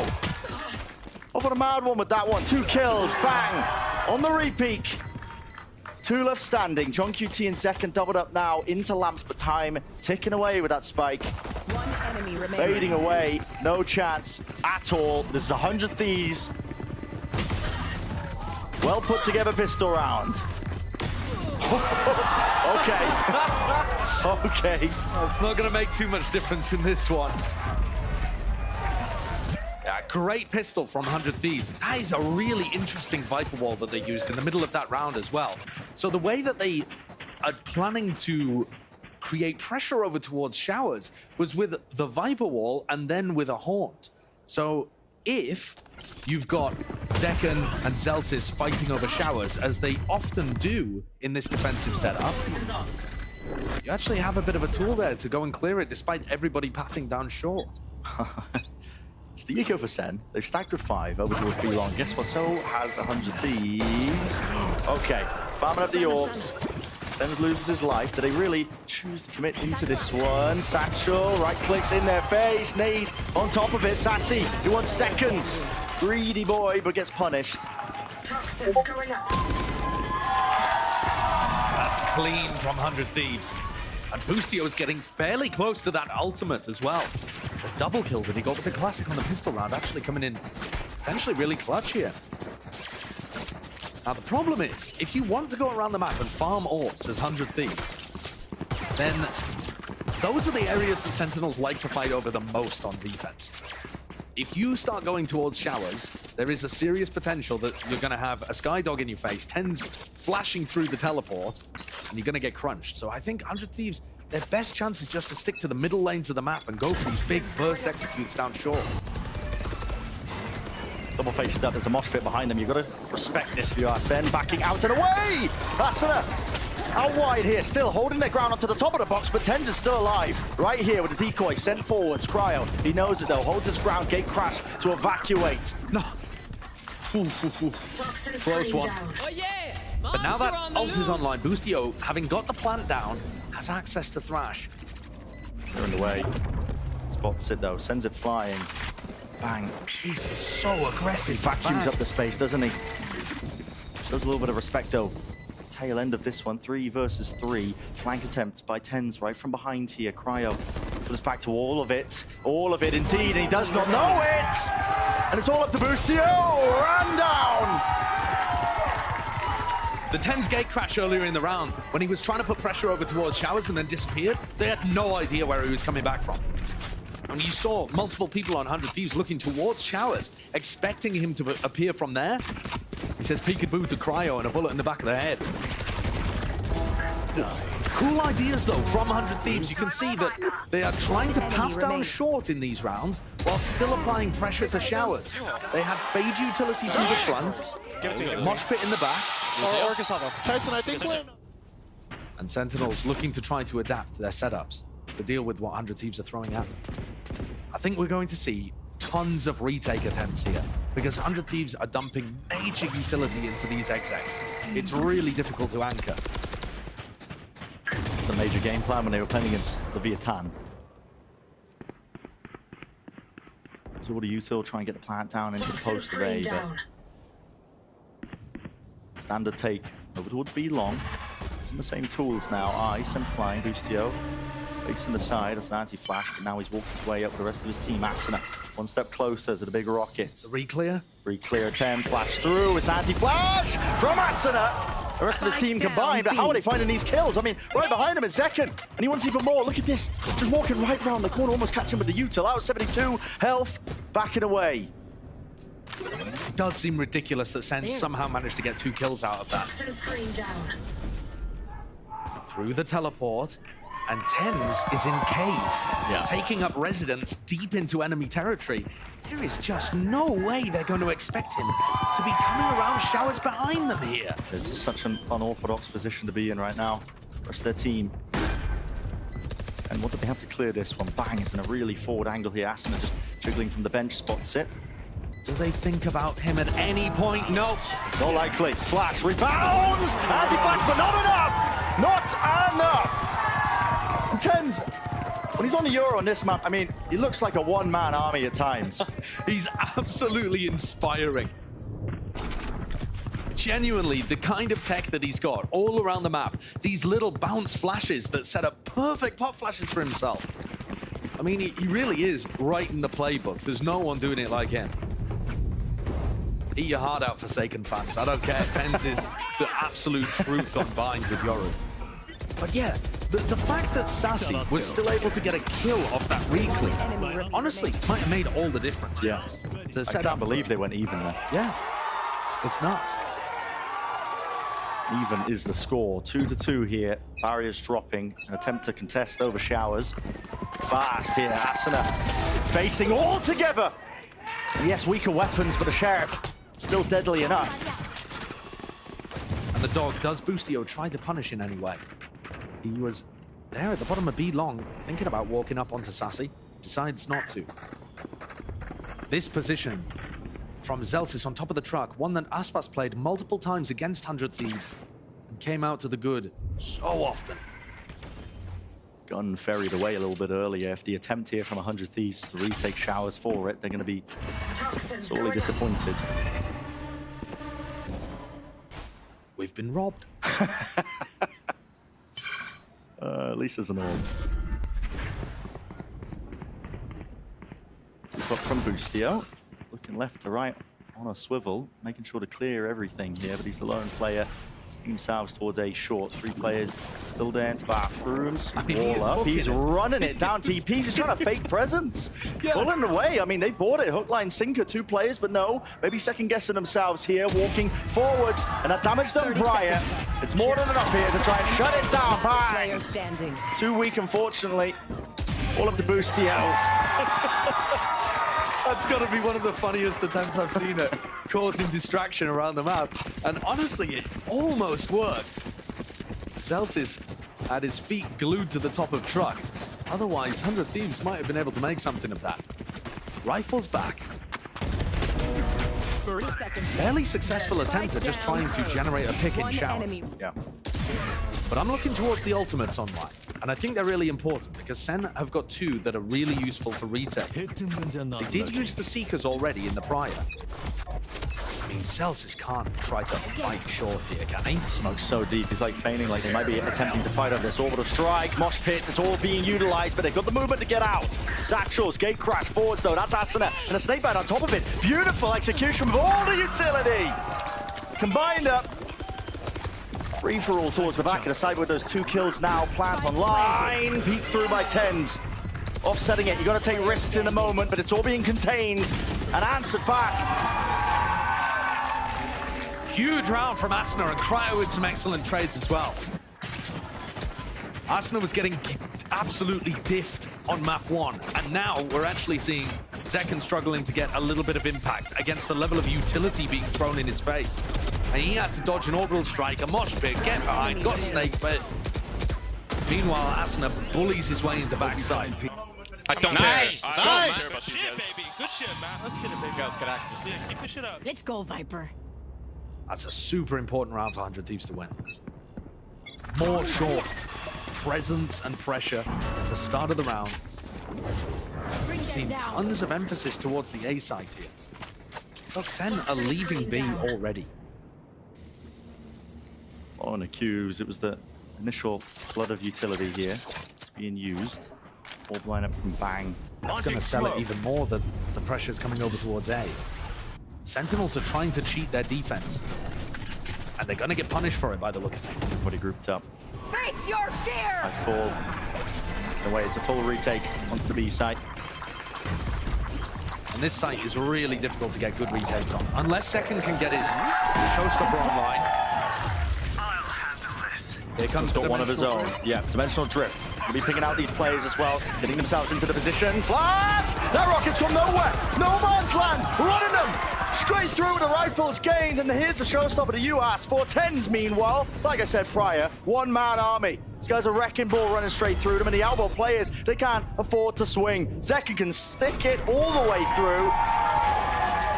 And talk about well-oiled machines. I mean, 100 Thieves on their attack executes, but Sentinels with that retake, that was just picture perfect. That was absolutely amazing.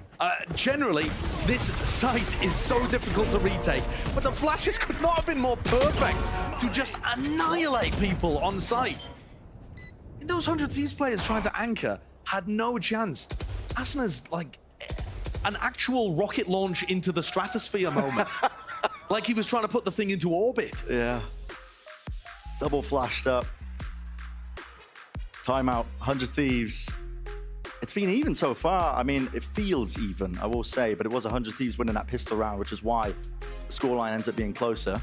Yeah, and that's a massive difference, right? Because Sen, in the first map, their first kill conversion rate was literally perfect. 100%. Every time they got the first kill, they were able to win. Their gun round win rate, way higher than 100 Thieves as well. So, while the scoreline seems fairly even, 100 Thieves actually need to be able to figure out how to convert post-plant situations. Because 3 out of 4 of the rounds that Sen have won are retakes. And it's one thing being able to get the plant down, but if that takes all of your utility, and then you don't have anything to stop Sen getting back into the site, you're going to lose these rounds. Yeah, what good does it do? Nothing to stop them. Maybe that's part of the reason why Sen have picked into Bind as well, having seen 100 Thieves play it. Potential read with the heavy execute style that they've been playing. You know, they're seeing them expend all that util right at the start just to get the spike plans and realizing, okay, we can take a step back, play for the retake. I think they're going to be more favored. The retake protocols looked amazing on Split as well when they played against Loud. It's aggression though. The right timing here. That's an anti-flash by Cryo. Doesn't earn himself a kill from it though. This is a bit of a tough round for Sentinels to try to attempt that same retake style, because Boostio's got 2 attempts with his ultimate to generate some kind of advantage. And there's going to be a pit down. Close to the corner. Broken. Gate crash. Back to safety. But kind of plays Celsius in. Does a little bit. I think he's heard them retreating. Surely going to be able to hear them retreating, and they are creeping and crawling their way forwards. Second flash. No dice. Sassy is on an island, isolated. Tucks to the corner, and Thrash is going to be meeting him. Detained. Not a chance. So the first kill now. Available here for 100 Thieves with the plant going their way. This post plant looks aggressive. Plays in forward positions. They're gonna pit, surely, here, right? Put it available for them, and they should, yes. Bang. Spends it now. Everybody out through into the elbows. Elsis is dropped as well on top of it. Nobody can withstand this kind of pressure, except maybe Zekken can. Nades there, forwards. The pre-fire shuts down any chance or attempt. But what I was noticing during the game of 100 Thieves versus Lev, 100 Thieves were still getting some value on their attack side, but it was when they used big ultimates, and their strategy didn't really work without them. That round, 100 Thieves used the ults. They get big value out of it as well. Finding the identity of where Sassy was playing, use that second usage of the Thrash to be able to clear him out, and then pit on top. Yeah. But does that same strategy work if you don't have the ults to rely on? That, I think, is a question that 100 Thieves still don't quite have the answer for.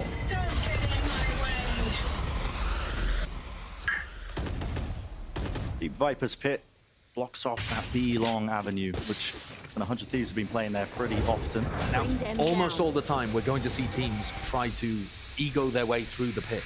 They put some kind of initiator utility through the front and try to flood out hookah. But it looks like 100 Thieves are not going for something like that. Instead, grouping up towards short, thinking, all right, well, if John Cutie's established his position towards B-long, we'll try to take the A side, which should be a little weaker. Everyone grouped in through short. 2 players still into hookah. This reads to me like a bit of a TP pivot. We wait to see what these players can get done. Asuna jump spots.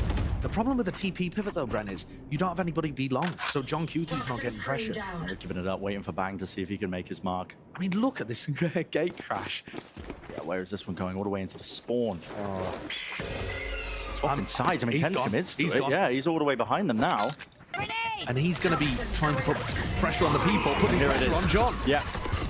Flash, eye, everything committed. But still, it's a TP pivot into showers. Does he expect Cryo right here behind him? Does he attempt to follow them? This is absolute carnage and pandemonium.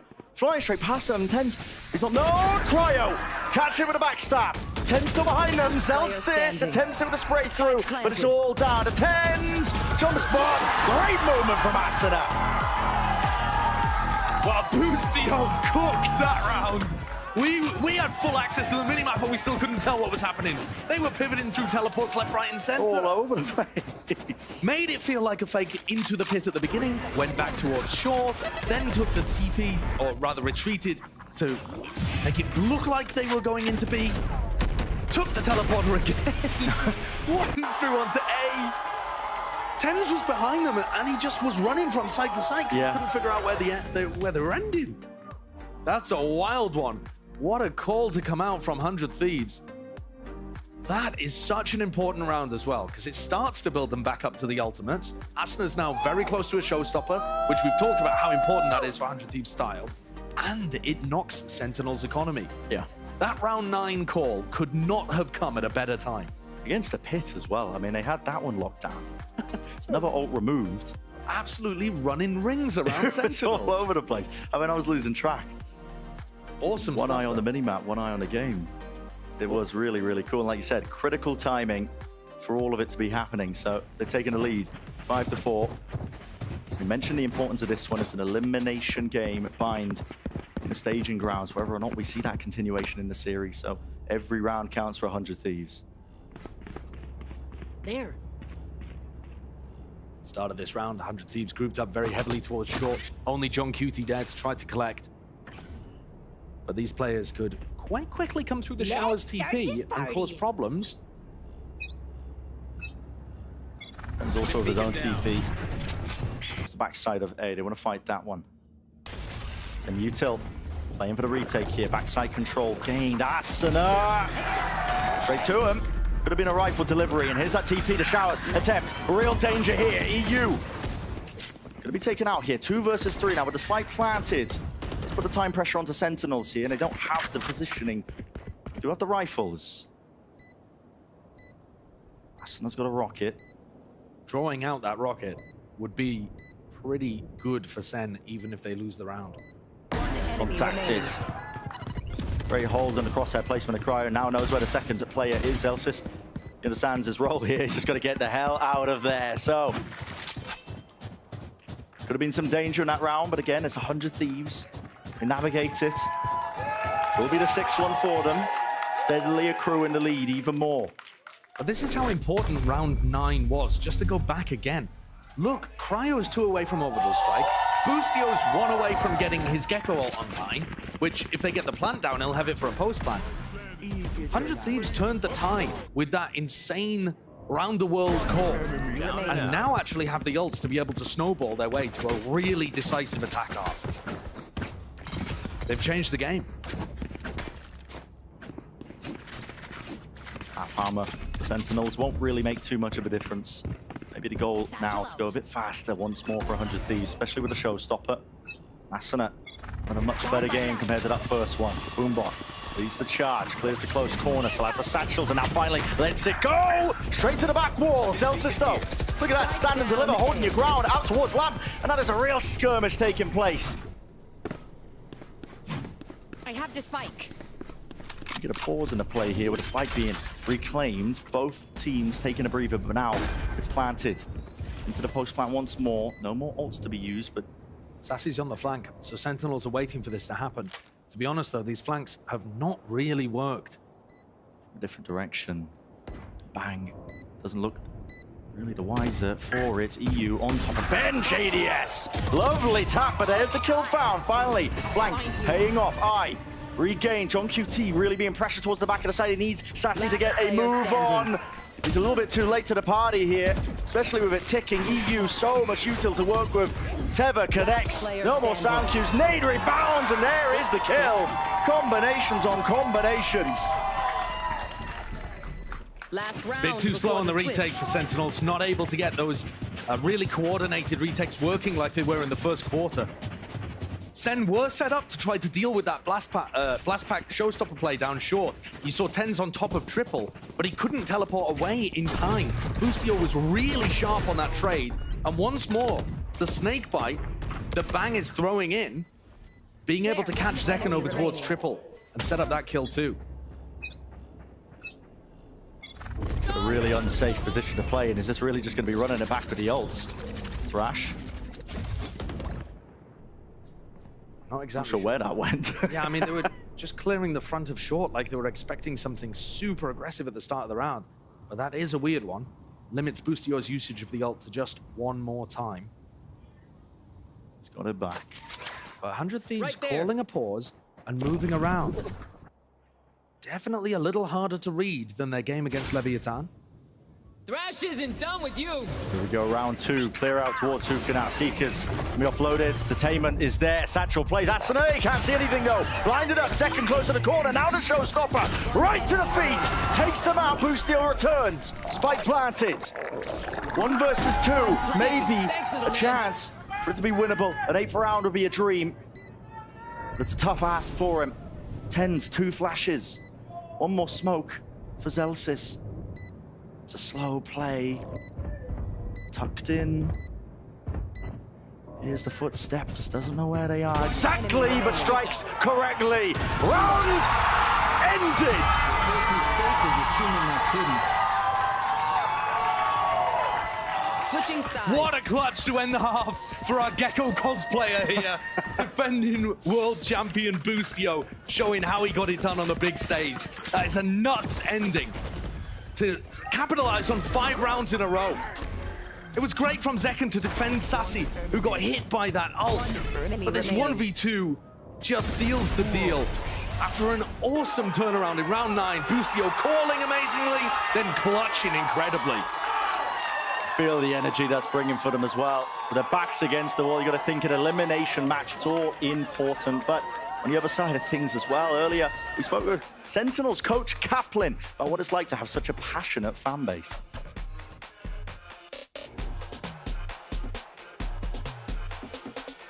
I don't think anyone on our team feels more pressure because we're doing badly or well and the fans have certain expectations.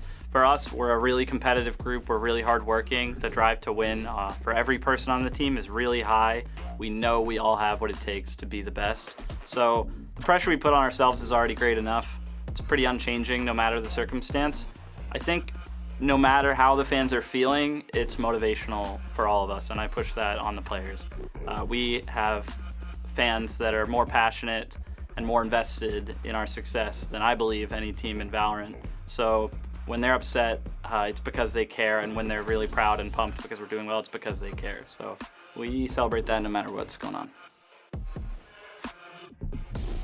Certainly are passionate. I mean, after these losses for both of these teams, to be honest, you'd think they'd be more doomer than zoomer. I mean, it was just absolutely dire straits for the expectations. But I think you can be pleasantly pleased so far with the series that we've got right now. You're seeing 100 Thieves battle back against this Sentinel squad that were looking all too strong in that first map. And even in the first half of their defense rounds, they looked like Sentinels had figured out a way of playing against this. The retake strategy was working excellently up until 100 Thieves started getting a bit of momentum, got their economy going, got their ult cycle working, and then suddenly ran away with things in those final 5 rounds. So that now puts some serious pressure on Sen. This super heavy double initiator exec style worked really nicely. How does it work on defense?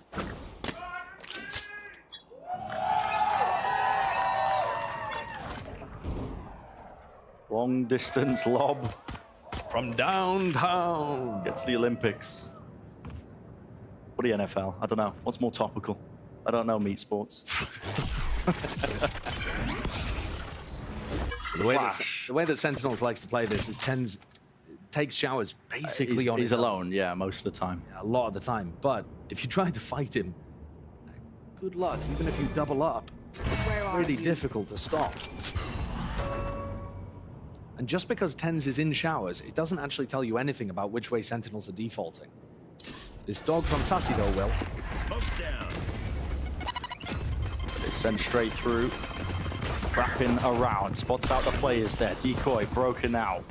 Flash forward. Lots of smokes drop down on top of it. They want to try and fight this one in through lamps. There's a lot of players here. That Tether is monstrous. Nade on top. No, not quite. It just about missed. That could have been deadly. A massacre, a bloodbath.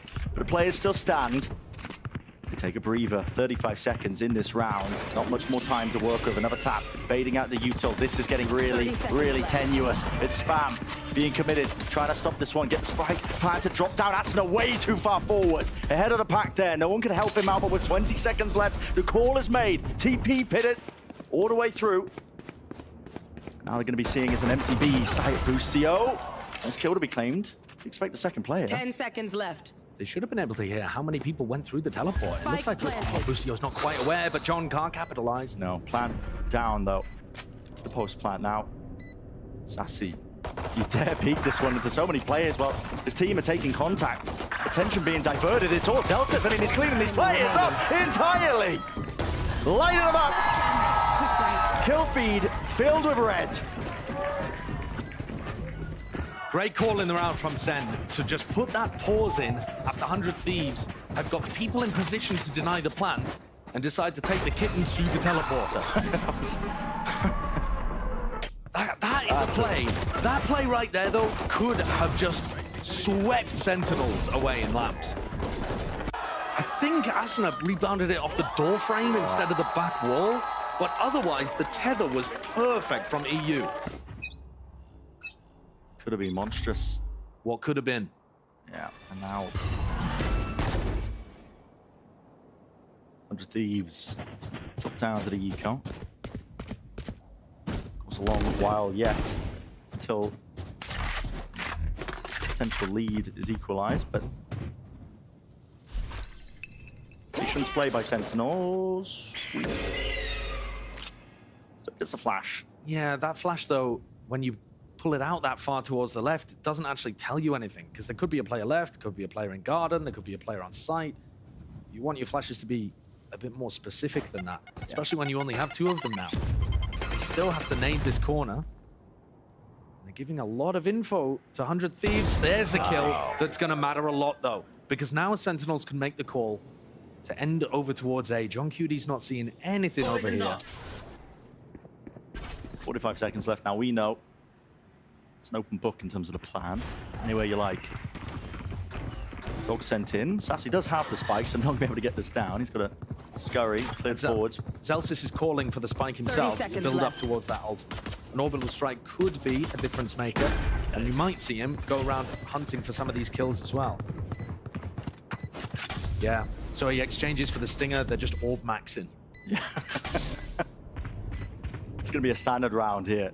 Already won basically for Sentinels unless something goes amiss.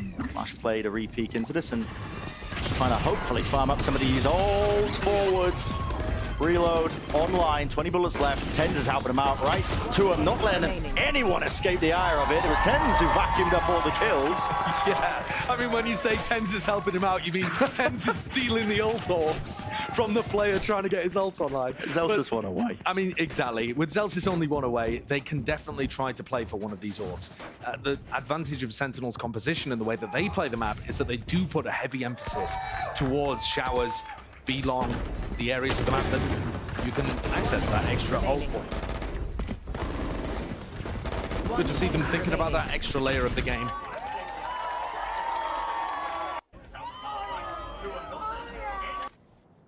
Right back into it.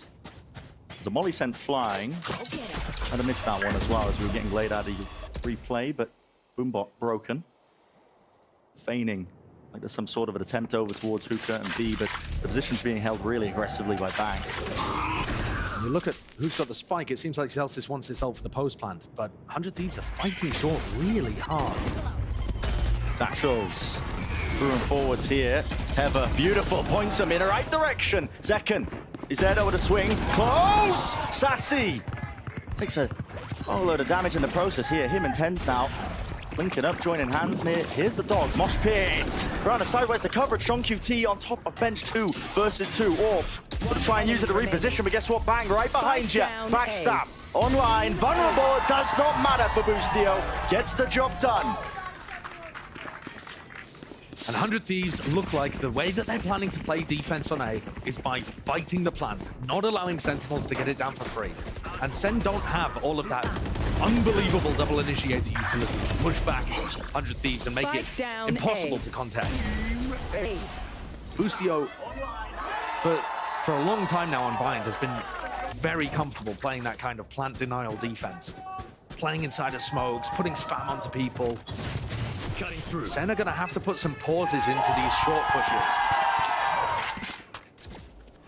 Now the ults start to come online. A little faster for Sen because they won the pistol and the follow-up. Can that be the difference maker? It definitely felt like it was in the first half. Yeah. Burned the one for Zelsis. Tens, meanwhile, taking a bit of a peek towards Showers. Like we said earlier, this man doesn't shy away from it. Solo Showers take. Wants to fight over it, but look at this from Zekken. There's a nade to rebound here, close to the corner. This Boombot needs to be broken, at least by Bang. Tens in trouble. Gate crash fading away. They dare really approach his position. Doesn't look likely. Flash and backing away on either side. B Long was given up and conceded, so Sen have got all that space now. Adjustment. Not there for Zekken in time. Didn't have the crosshair placement, so a freebie for Boostio. And Tens has actually dodged the Haunt in Showers. And he's looking to try to take some space for the rest of his team. Yeah, out towards the back of side. That's 100 Thieves now, realizing giving up that space. Now they don't explode out into the side here. Instead, taking up residence into A short, dimensional drift, maybe to spot out close to the positions, just using it as a glorified drone. Pings it out, realizing the site is clear. So John QT with a plant. Nades! Will he get out? Just barely. And now remember that Zelsis has Molly. He also has his orbital strike for the post. So this is going to be an extremely difficult nut to crack. Position he's playing in as well. So far back here, Asuna, Satchels now alongside the flash. Dizzy pointing them out towards default bench. It's going to be cleared now out towards Showers, and yeah, that time pressure becoming an issue. You hear the Molly landing at the feed. Okay, half on the defuse. Oh, wingman! The Molly missed! Half on it, push them back. It's all down to Zelsis, but there's 4 players left and there's already half on the defuse. It's essentially a round win. Zelsis, you have to spray them all down and it's just not a chance. Not a chance. 100 Thieves. And that one mistake, one misstep with the lineup. And you know, I'm not even sure that the Molly did miss. I think we were hearing the one that Riot had thrown out or something. Because I could have sworn that there was a Molly on the spike after the orbital strike came through. But either way, Sen not able to delay enough time there in order for their player to be able to capitalize towards the end. That's a major, major round again for 100 Thieves to win. because that one played very differently. Instead of going for the plant denial, playing for that big retake, saving a lot of their initiator utility for it. Small mistake, but doesn't really matter too much. Does give away his positioning, though. Judge in close quarters, they're trying to run this guy down. Bang! Judge in hand, blind. All the way through, couldn't see anything, but he's done the damage, hasn't he? And now the return of the fire, wait a second. Overzealous. It's a 2 versus 2 with the rifles here. Boostio, he's sending Thrash into the mix. He wants to try and get that detainment, but he missed it. That's to cancel it. This is chaotic. So many of these eco rounds have been won. Here. Or I suppose you could say thrown away. Over the course of kickoff, in Americas and Pacific, it just feels like these ecos are so dangerous, even with minimal investment. Yeah. Far back position by Boostio, just holding it for the contact lurks. Got the right read on how Sentinels are going to play this one. Sassy, that'll be the one going in first here on 5 HP. Seekers. I've got your Blind, trail. committed. I mean, they are going to teleport as soon as they realize that these two players are close. Yeah. There it is. Through showers now with 30 seconds left 30 and remaining. seconds left. Cryo is hightailing it. 100-meter dash all the way through here. He is as quick as anything. Do they expect this one planned? Down. Wall up in their face. Doesn't catch the timing here. John QT! Wingman! Drops down, dodge the stun. Just for a moment. Sidesteps it up through heaven, moving through the vulnerable. John QT, that is ballsy. A tap. Trying to force these players out of position, but it's being held from heaven. Sassy holding it. Balls of steel. They do not swing. They do not approach the position. They are still holding their ground, but no. Boostio takes the timing and they know exactly where John QT is. Once more, another tap. No kill, but only for Cryo. Really, really well played. An iron will from Sen there, not peeking as 100 Thieves tried to draw out the peaks over and over, eventually getting their way. So close. 100 Thieves have now established themselves a really nice advantage. Unfortunately, the economy is looking a little dodgy here. They're still going to be able to get 4 rifles online, and Sentinels forced to take a tactical timeout. One enemy remains. Boostio was so close to going down when he crossed. Nice try, kid. Through pipes, past John QT. There are small moments in this map that are making huge cascading differences later down the line. Yeah. And I feel like you can tell it's an elimination game. There's a lot of almost antsiness to some of the plays that are being made. Yeah, frantic in nature. On both sides, though. Yeah. And I think Sen are trying to slow it down, trying to calm things down a little. But 100 Thieves thriving in the chaos with their Gecko Fade composition. It only gets more difficult here for Sentinels. 100 Thieves are built up a little bit of cushioning when it comes to the bank. Some money to work with, of course, if they end up losing this one round here. But of course, the round lead, nevertheless, and the ultimates that they've not now got. More importantly, Orbital Strike, the Nightfall. Tons of tools to be used that can bring them up to that map point. Yeah, 100 Thieves are fine to play retake. They're also perfectly fine to try to deny the plant. They're going to have a pit at the start of the round. And kill them. Enormously favored, I would say, to be able to get up to 12. Sen have got an uphill battle here to knock them out of contention for Madrid.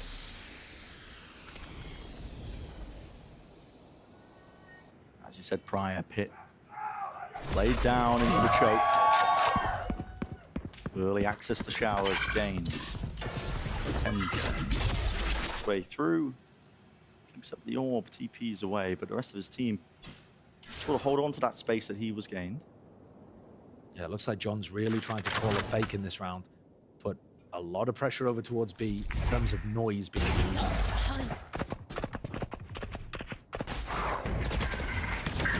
Night out forwards, ends right behind it. Like you said, it's that fake attempt.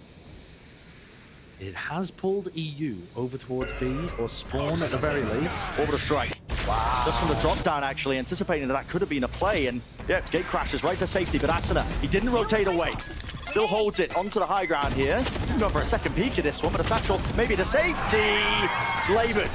Messy even, but it gets the job done with the 2 kills. Adjustment from Tens. Pit.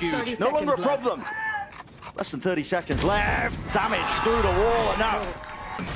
Right to the dome, rips it straight off for Tensia. 2 players now left for Sentinels. Desperate task ahead of them. Attempted nevertheless here with really such little time, close towards it. Sassy, the spike has been dropped down, you have to accept it. Cut the losses, get the hell out of there, but that means 100 Thieves are on the brink, the precipice. And Sassy needs this weapon. The economy is not great for his team. Gotta save it, he's gotta save it! Massive from Cryo. Huge towards the end there. That's going to put so much additional pressure onto the economy. You look at what John's going to be working with. No rifle now available. He's got to pick up a Spectre. And at the end of the day, it's this position from Asuna that ends up getting the work done. While his teammate's holding short, he's in an unexpected position. And doesn't just go for one and drop off, but actually holds his ground on top of the box, going for repeats. Just did not care. The difference between Asuna's impact on map 1 and 2 is crazy. 3 players meeting him, dog there. Stimmy, flashes all abound. A truce is ordered. The pause in the play, but Shower's given up again, as we've been mentioning. Tensy's ahead of it, head of the smoke entirely. Asuna seeks to contain, and contain he will. Bringing down the opposition. Reclaiming that space out towards Showers. They give up and concede again through into short. Still with the op, out towards triple. How do you really seek to do some damage here? There's just an angle opened up to him. Does he realize that they're so deep close on sight? I mean, side by side, shoulder to shoulder. Crouched down with the Prowler. Broken! Lands a shot! It's Boostio. He's still there. John QT in the meantime. He did take care of Asuna. Second round aside. Okay, 2 versus 2. We could end in a moment's notice with this flank attempt occurring. Bang, he's all the way behind them once more. What is the call to be made by Sen? Grouping up. No more noise. Toxins going up. Pit. There! Oh my! So close. Barely opened himself up a tap. Teva through. They don't know where this last player is. They are really struggling to find it, but with 25 seconds left, it's dangerous games they're playing here for Sen. John needs second inside the pit, I think, so that he can just get the plant down. Yep. There's only 20 seconds left. And he just chooses to stick it. Zekken's not even there playing with him, just seeking to hold this round down, almost going down just from the vulnerable and the spam. Really dangerous. Back to the box. Healthy players from 100 Thieves, and this is the real turning point. Might just come down to it. Random spray, the bullets through. One player's a target, and John QT is found, taken out. Zekken close to it. 100 Thieves right here. It's theirs. They are not out of it yet.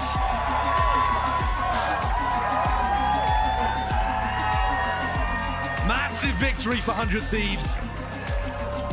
They looked outclassed on map 1, but came back into this one, recovering after a rough first quarter, showcasing the power of this Gecko Fade composition, and also turning around their individual performances. Asuna in particular goes from towards the bottom in terms of impact, right up towards the top. He was having so many multi-kill rounds. An enormous difference maker after getting raised diff map 1. This is anyone's game going into split, where both teams have already showcased really strong performances. A reminder as well, it's an elimination match. That is what we are watching right here. It's the battle to fight, to chance. And Madrid as well, get that qualification even further forward. But map 3 on the cards, you wouldn't want it any other way. It's time for a quick break. When we come back, there's the series we've all been waiting for.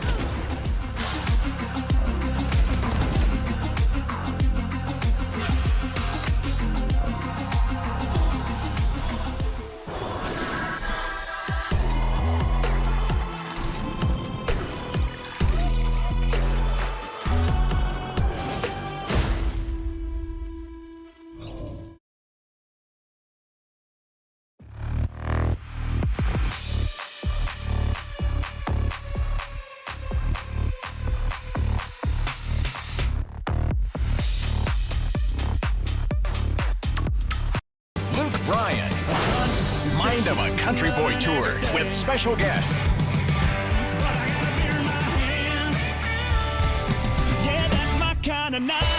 Get tickets now at livenation.com.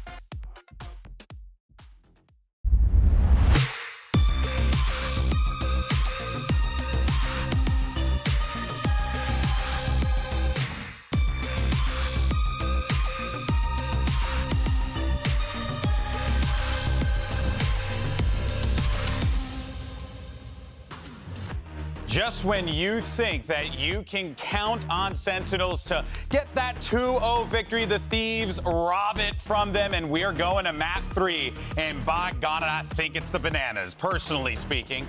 But folks, this is an excellent series that we are watching here between Sentinels and 100 Thieves. I thought that 100 Thieves were going to be out of it going into this map 2. It was Sentinels' pick, but we ended up just seeing 100 Thieves that felt so comfortable out there. It was like looking at a completely different team from what we saw in that first map, I felt like. Yeah, it absolutely was. I think 100 Thieves had a great read of the map here on Bind. That first attacking half in particular, they knew exactly how their opponent wanted to play with this Yoru composition and were constantly punishing any of the forward plays they were making after those like first 2 rounds where Sentinels was able to pull it off. I thought the Gecko usage in this map was on point. Every time they had that ult online, they had a very thorough plan so to much use value around they were it. getting out And of also the way that they set Asuna up with those dizzies combined with the fade haunts, it was so clear that a lot of work has gone into this comp for 100 Thieves. It felt just so cohesive to watch. I feel like 100 Thieves, they had so many good calls, so many mid-round plays. They understood kind of how they wanted to push and pull these rotators, how to kind of like fake everything, and it just worked out amazingly. I mean, they had so many good plays, and I feel like they started understanding the abuse of the TPs. They started understanding the abuse of Sentinels playing forward and just baiting all their stuff and then just running the other way. And they have so much more util with their comp. Yeah, those fakes they were playing, I think, combined really well when you're playing this Gecko, because you can throw your dizzy back through a teleporter, then you can go to the other side, pick that up. It's a comp that really allows an IGL like Boostio to shine. I also want to give a lot of credit in this game to Bang. In a round like this, he was constantly creating pressure, creating space towards A, and also being a bit of a beacon of information for the team on the other side of the map. I felt like Boostio's leadership really played off all of his assets in this game at a super high level. Yeah, for sure. They pushed, they took push and pull to a whole new level. They understood that Sentinels was playing right into their cards. It felt like they were reading them to like a book almost, and it felt so crazy. But yes, this Gecko, knowing 100% that there are players playing towards that long. Yes, it looked a little messy at the beginning, but 100 Thieves just cleaning up, like making sure. And then Boostio with this clutch was just so strong. And again, these are the kind of momentum rounds that kind of propelled. I know, it just propelled 100 Thieves forward so much. And I feel like these are just like these crazy moments that really push them to have that kind of emotion and like push towards that energy of winning that match. Yeah, the vibes have got to be good after a win like that. They really bounced back. And on top of that, I mean, even the individuals were looking night and day. This is the first map. Oh, yeah, for sure. I mean, talking about Asuna, he had just 2 completely different games, right? And incredible how that could play out that way. But genuinely, Asuna, when he is activated, I've had the pleasure of commentating this kid way back in the day, back when it was like black and white times. And, he, just seeing the things that he did with this agent. The contrast of this kid and talking about him playing when it was black and white is a little interesting to me. But this guy is so sick, funny. Myrna.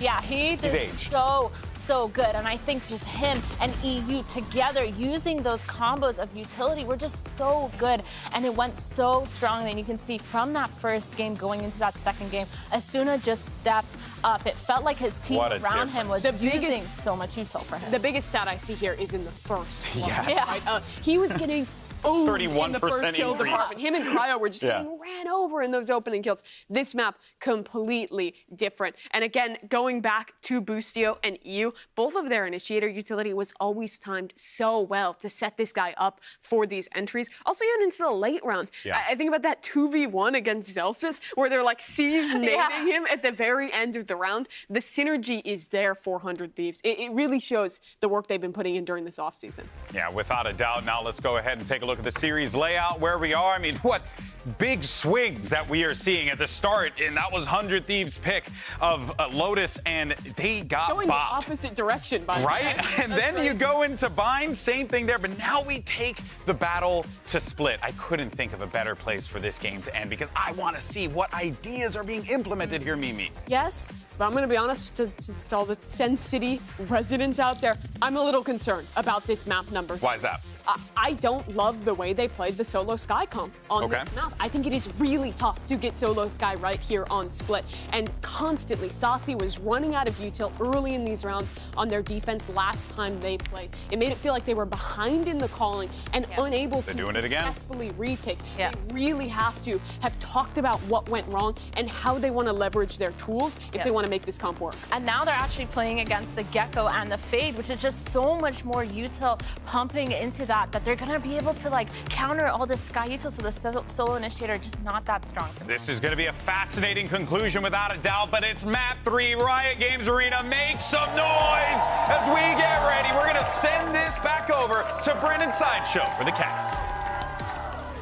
Map 3, elimination. Madrid on the line, of course, the chance to play for it as well. We've got a game on our hands. Casters, we love it when you've got a game on your hands. I tell you, we say that line a lot. But here it is, man. I mean, Split as the decider. This should be, honestly, a fascinating one because Sen's defense on this map, a masterclass. Their attack side, a little bit less. They were struggling ever so slightly, but it's still a very good map for them. And I wonder what 100 Thieves are going to be bringing out here against them to try and take them out. Yeah, I think the biggest thing to look at is what the analyst desk set up, which is that there is just huge amounts more of that initiator utility available for 100 Thieves. What we saw them do was trying to pick timings to fight really aggressively on defense. They were trying to overwhelm Leviathan when we saw them play earlier, and Sen have got to be aware of those kind of setups. I mean, they had a haunt, crazy nade setup over towards A. And in this pistol round, Zekken, on the attack side, doesn't appear to be afraid of anything. He's just taking it completely on his own. 3 players to meet him. So close now with the utilities. Tucked to the corner, and a right click. Blessed with it. Going 1-for-1, and in the meantime, Cryo, defending B Heaven, didn't realize that that was where the entirety of Sentinels were. He got overwhelmed. I like this from EU. He's, oh my goodness, okay, forget about EU. Yasna, he's right behind them, hot on their tail. EU, though, into B main. They've planted. Took down Prior. Oh, and Asna's just, I mean, fearless is the word to use. And the rest of the team's just abandoned tens. Yep, just running them down, Asna. He does not care. Seeking out these players methodically, one at a time. Vulnerable. Celsius, needed out position, but nobody's watching this one. I mean, getting hectic into it. So, 2 versus 2 is what it returned to now, 40 seconds. Suddenly ticking down, contacting forward. Sen just pull it out from the bloody brink. 100 Thieves letting that one slip away, though. I mean, once they had Sentinels on the run, chasing Sassy out of B Heaven, hitting tens when he was going for the plant, they then just allowed Celsius a free kill onto Asuna, and then they decide to go for a reclear even though the spike is dropped and they could just be playing on site with crossfires. Questionable decision making there to lose the pistol round, I think. Sen get away with it. Now, this is the kind of setup over towards A that you've got to be aware of. When there's a double initiator and the raise here, they can put crazy pressure onto John QT. And you know when the Cypher's there because you can see the cages being thrown over the roofs. Walking forwards, though. Molly missing from Bang just to try and stop them in their tracks. You can hear it now. Being threatened. That was clear, and it's classic. Eventually getting it. Through the wall here. Damage done. Paranoia. Blinded up and enough to collect the kills up. A bold plant again, but this time not punished. One enemy remaining. Boostio just tried to get into B Heaven and gets cut down. So a strong beginning for Sentinels. Their attack side. But at the same time, not the most coordinated play that we've seen.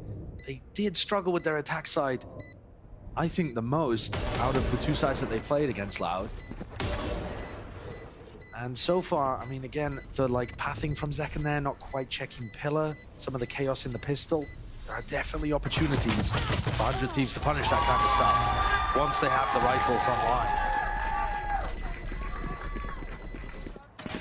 And I think, in particular, the A side of the map is going to be really dangerous for Sentinels to try to play because they don't have enough utility to be able to counter what 100 Thieves are playing with over there.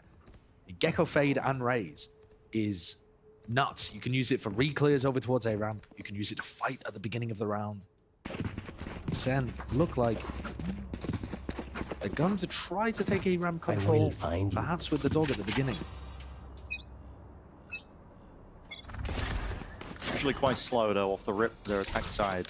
Balance here, and split. Into the cage, that's a unique way to try and take it. Thinking about getting the punish on someone who was playing aggressively there. No one's quite home. Dog. That was close. And yeah. In the meanwhile, because they've drawn all of this presence towards A Heaven, both Initiators and the Rays, Zekken's got all the way deep up mid with Zelsis. Going for this one here, flash and a peek for Zekken. Nade rebounds, nice from Boostio. But he does stand his ground, will he deliver? Additionally, it's EU from the side, a teammate Cobra, no more bullets! That is treacherous. Drop down to 3 health. Knows where John QT is so actually. He's got him perfect. locked right into place. Pixel precise aim with that one. John's going to get the plan down, so additional funds for the rest of the team. But I don't see how he's winning this with a Spectre in a 1v3. Round win is almost entirely out of his grasp. Look at it, funneling him right into their trap.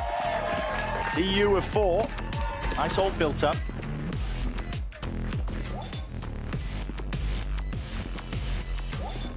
That's going to be an important thing to keep an eye on as well, because the 100 Thieves composition, not only has it got really good initiator utility, but also the ultimates that it's got available. Pretty huge. This round, though, just coming down to defending that Viper wall, just drawing a line in the sand and saying, no, we are going to brawl if they step past here.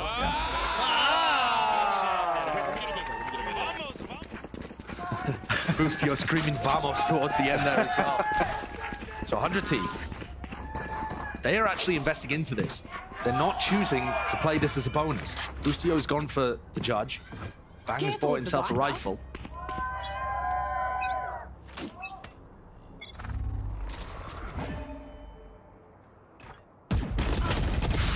That is an awkward one. It's covered by Sassy. 100 Thieves just waiting for the cam to be broken, or at least the opposing side. John QT's. Where is everyone hiding? Now the ult online with that orb. Flash broken. Spotting these players out. It's 2. And testing them out towards ramp. John QT. Fast with the timing here. Look at this guy. Yeah, he's so deep on the lurk. Deep underneath them. Meanwhile, the rest of the team is going through B Heaven, so there's 2 silent plays working on at the same time. The only noise is the sky in mid. So many unknowns right now for 100 Thieves. They have lost control of the map. Information is king in situations like this. It's the call to be made. Where have these players got to? So many times in rounds like this, it comes down to just a bit of a timing play. Double jump down into vent, just to make sure, in case there was a player in there, they would be able to get the trade. Let's see. And they spot Boostio. There's some info, so... right through, almost landing it with the stray bullets here. 30 seconds left. Why not? Wingman sent flying, just in case there's another player sitting close deep. Zelsis. The lurks on lurks. Yeah. This is why it's dangerous to lose control of the map in that way and inform 2 players playing close to the site here, dropping down now. Bang and Boostio against the world, leave it to just Boostio. That is snappy. That is clean, but can he do even more? Answer is no. 3-1 for Sentinels, their attack side. Looking good winning that gun round. Because 100 Thieves wants to group up and use comboed utility, I think dropping pauses into the round like this is going to be really important for Sentinels on their attack. The more you can make it difficult for 100 Thieves to find those good timings to use defensive utility, the better it's going to be. Yeah. Now, of course, contacting around the map comes with its own dangers. You're going to be walking into maybe an operator, players on off angles, trap plays that you didn't realize. But there is a strength to that.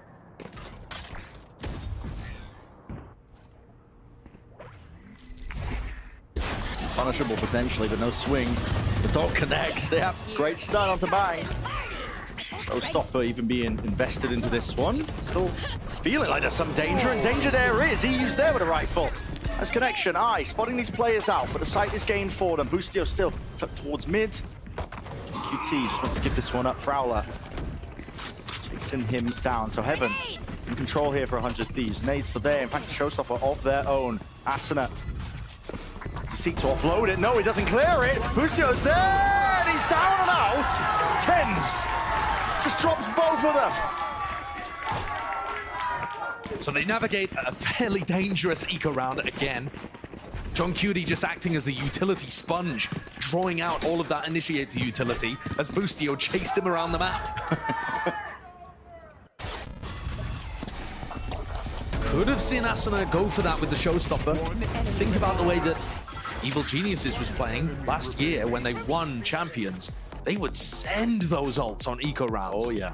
When they thought they might be able to turn it into their advantage, they would go for it. That time, 100 Thieves playing with a little more caution, just making sure that they have that ultimate up for the next. And actually, the showstopper is one of the most important ults to work around for Sentinels here. So this time, I'll give them a pause for thought. Because Asuna is often going to use his showstopper to punish, for example, the dog being used up ramp. If he hears that dog, he can blast back out and try to get a kill on somebody over there. And that can be used in various different places around the map. But it grants you that luxury, right? You can play a lot more aggressive, tight corners, because you're not worried about the stun as much. Yeah, and you're going to super try to punish people who are static in those spots. It's timeout coming at another really important pivot round. If 100 Thieves lose this, their economy is in shambles. Sentinels have already built up such a buffer. And this was actually the half where 100 Thieves were having enormous amounts of success against Leviathan, just punishing them. But Lev running the breach and the Sova didn't really have people willing to take the fights. Zekken is so happy to do that. Tens is super happy to do that. Oh, yeah. Like to get stuck in.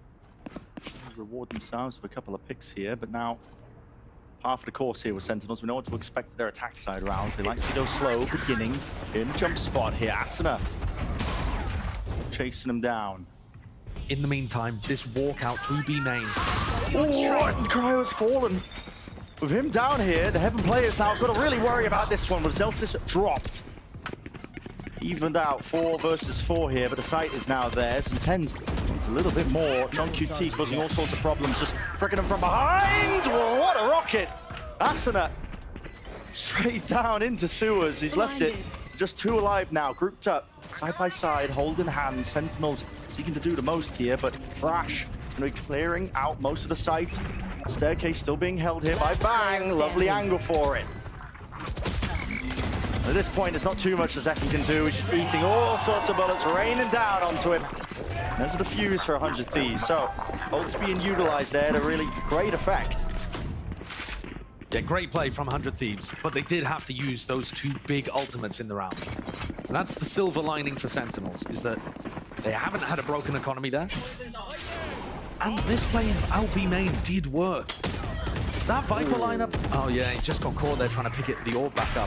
But that Viper orb lineup is so powerful. You'll sometimes see teams default their wall towards B to threaten lurk plays out there, but that Viper orb that I think Zest came up with from old DRX. It's so good. Largely to threaten the B anchoring players if they're not careful for it. Here we go, explosive. Right up top, Zekken! Okay. He wants to reclaim that title as the top raise in the match. He really does. There's a TP from Tens as well in the meantime. Ult expended and bang, he did win that fight out. So very reminiscent of what they were doing on Lotus, actually. Just sending Zekken and Tens in. Those Tens teleports, that I don't think they were really ever finding value, and that's another one that gets shut down. It's going to make this round more difficult. Trying to mid-round without smokes, that's got to be about one of the most difficult things that you could ask. But they do still have this Viper set up on B, and I think Boostio's got the read on it. Oh, great gamble. Great read, like you said. No smokes, the only ones being pre-placed, that's the Viper ones, so they think, okay, make our way over towards B, 100 Thieves ready to receive. And this could be a bloodbath. Nightfall here as the Util comes out. The damage definitely being done straight through the wall, though. That's Zekken. And he can't hear anything at all. Cut into the corner. Bang, taking slices out of him. And he right behind him. What a read from 100 Thieves. They had every single player ready for that hit when Sentinels had not made a single piece of noise. Great call. Yeah, I mean, that's just the gamble of a lifetime. Super well played. We didn't quite see it from 10's POV as to why he committed on that ultimate, but really put his team in a bad position. Ziggs will be happy if they make gambles that pay off like that. Keeping themselves alive when it comes to the economy. In healthy buys. Now it's Sentinels with the back foot of the economy. If they lose this round, they're going to be knocked down. All likelihood. Spots. Anybody seen?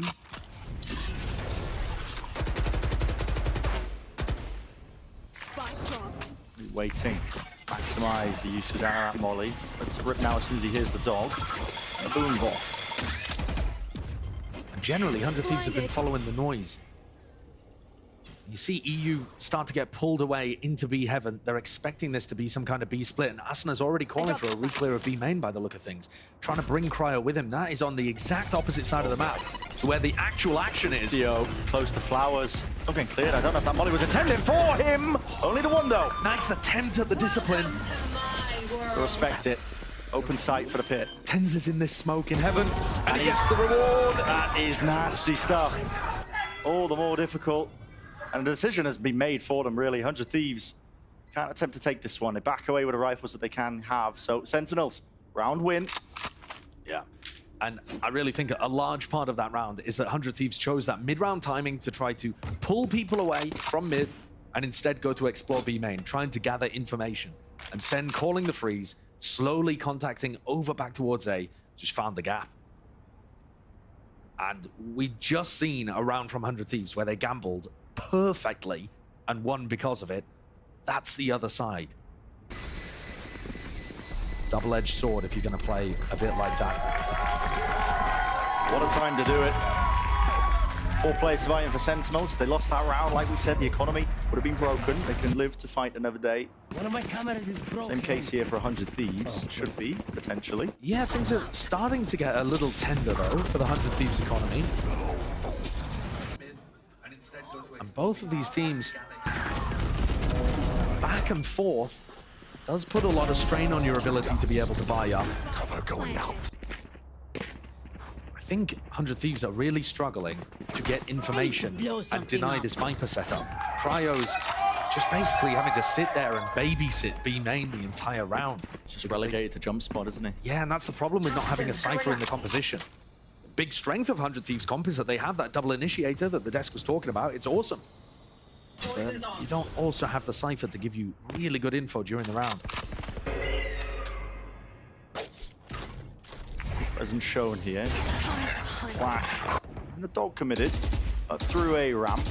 He gets spotted by 100 Thieves players. He's going to be seeing this one, and that does allow John QT up into this angle. Jump spot damage through the box. Not enough for the kill.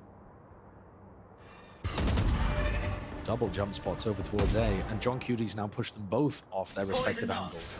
Not that that's pulled anybody over just yet, but that's the idea. Sen are hoping that they can make it easier to walk through on this B split. Wow, and what a punish that is. All of these 100 Thieves players having to jump spot because they don't have that info and getting smacked. And now they go. Asana close to the choke. There was a molly in the hands of Zelsis. Hands him an easy one. Cryo still dodging, juking. Not enough. Not enough. Sentinels right in their faces. Another really tough situation. Oh, they want to fight this. They want to fight this. They want to fight this. Boostio.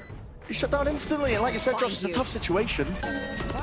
Reveals a 2. Sees the reposition, lined up entirely, but it is that crossfire. No way! EU brings it to the 1v1. It will be a monstrous clutch, and indeed it is! Disgusting work by EU. Insane performance. How has he managed to pull that one out? Oh. I was really shocked at the call there. Boostio and EU committing into that when they had that player disadvantage, but... One enemy remaining. Holy, does it work out when he's playing like that? Masterful. That's a fantastic clutch up there. Playing to the camera, that might have just saved his team. Because that was an eco swing round. 100 Thieves would have had to be on some kind of broken buy. Look what it means to them. It's an elimination map, and now we see 100 Thieves with this fight out towards A, trying to catch anybody that might be defaulting for ramp control. John's going to feed this info to the rest of the squad, but they don't immediately react into B. They make sure that they're set up for it first. I mean, setting up for it. It's that rocket bang. That did so much damage. Oh my goodness, but no kill claims. Damage, straight bullets. Sent fly, John QT! How was he already there? This is ridiculous. Essentially TP straight into the fray. One player up into heaven. That's Boostio. Oh, getting flick. Adjustments. All their detainment. Is it online? And John QT, the savior. The Boostio. Oh! He can't get it. What a pace increase from Sentinels, but not rushing things as well. John knew that they were fighting super heavily over main. Sentinels had the right protocol, but they made sure that they were set up to go for the exec, increase the tempo, and punish these players. John slipped through there, didn't he? He did. And he looks very clean with the shooting. My God. The work that I put for you, I was putting in work. He is. This is it down to the half by Asuna, brave with it. Really wide face, pulls out the paranoia, but this is 100 Thieves, like we said. And a knock down to the half by. Boostio's been hitting every shot. Guy is on one right now, middle. Now being called. Seeker's there through them, but no. Scaling into the site, they are meeting them. This is a hard rotation! 100 Thieves, what a time to do this! Pull this one out when the weapons are weakest, and it's only up to Sassy. Fragile is his placement. And a thrifty round. I mean, I was about to start discussing heartbreak for 100 Thieves. After all that talk of economy to broken by, but it matters not. And what a play from them as well. They cooked up a fake aggression towards A. Asuna swings at the very start to make it feel like they're fighting A. Instead, they walk down mid. Boostio hits a great shot. His individual skills been nuts. And then they read the fact that there's a response on A and swarm around the rest of these players trying to react. Super mobile, really dynamic, and very confident from 100 Thieves. Excellent call. That puts a thrifty on the board. And it's anybody's guess who's going to lead at the half, or whether we're going to have a draw.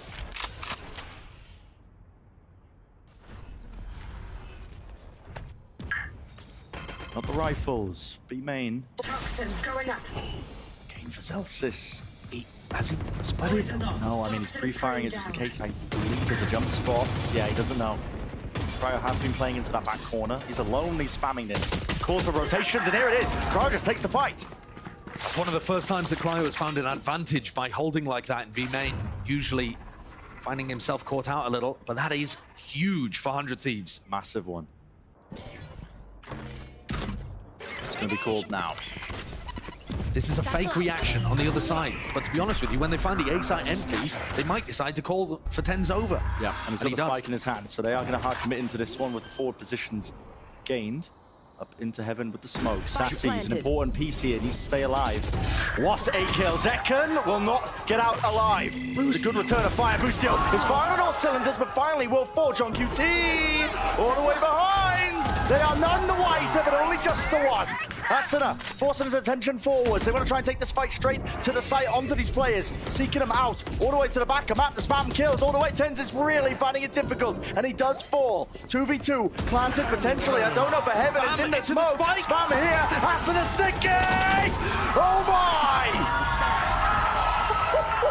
It's set to walk away with it. 7-5. Switching sides. That one was so incredibly close to going the other way. What a half this has been. The other two maps are very streaky, very one-sided. This back and forth constantly. With huge moments from the 100 Thieves players. EU, Monster Clutch, Boostio firing on all cylinders. And yet Sentinels still leading 7-5 at the half with John calling a masterclass. Yeah. So tight between these two teams. Well, Liz is standing by with Kelly and Tina, the parents of Boostio, and bang, let's hear from them. Thank you so much, Brennan Sideshow. Now, while this game is very, very, very tight, it's more than just a game. There are families and emotions behind this. I'm here with Tina and Kelly, Boostio's mother and Bang's mother. I have a little Boostio poster made by you in here, all these posters. What is it like being here in an elimination match with all of this pressure and all these supporters here for 100 Thieves and Sentinels as well? Make me cry. I love all you guys. You're everything to me. I love you guys. You're everything to us. Now, Tina, I have to ask you, how have you seen your son grow in the time that he has been a professional player? I've seen him grow tremendously. There isn't a day that goes by that I'm not super proud of everything he's accomplished. He is absolutely the most committed, devoted player, and we just love him. Y'all gonna make me cry. I can't. That's crazy. Now, if your sons were listening right now, what would you say to them very quickly? I love all you guys. We love all of you. We love the fans. We love everyone here. Kelly and I are very emotional, so we spend time in the evenings. We watch our boys stream, and we cry tears of happiness because we're so proud, and nothing makes us happier than to be here to support them. This just made my entire day, everyone. What a wonderful halftime interview. But we have a very tight game to get back to. So Bren and Sideshow, please take this very tight game back. I mean, 100 Thieves going to be earning a few more fans after that. That's, yeah, I mean, so wholesome. But that also shows you how much is on the line. I mean, just for everybody involved too. There's pride, but it'll be warring with a little bit of devastation if 100 Thieves do end up being eliminated here. Because again, these guys, they put everything into it. All the players on both sides. We've already seen 2 teams globally get eliminated from contention in Madrid. And the rest of this map is going to define the third. You don't play until April. If you end up getting eliminated here, that's such a time to be sat twiddling your thumbs. In the right time to strike. Bit of presence into mid by 100 Thieves. Past that here. Down to the minute mark almost here, and now they're starting to walk their way over with the Viper wall. Tens is in this spot at Flower, holding a paranoia. Mosh pit. I mean, that clears him. No? He's into hell. He's taking a ton of damage, but he's going to be using the paranoia for it. He's also just smoked himself in hell.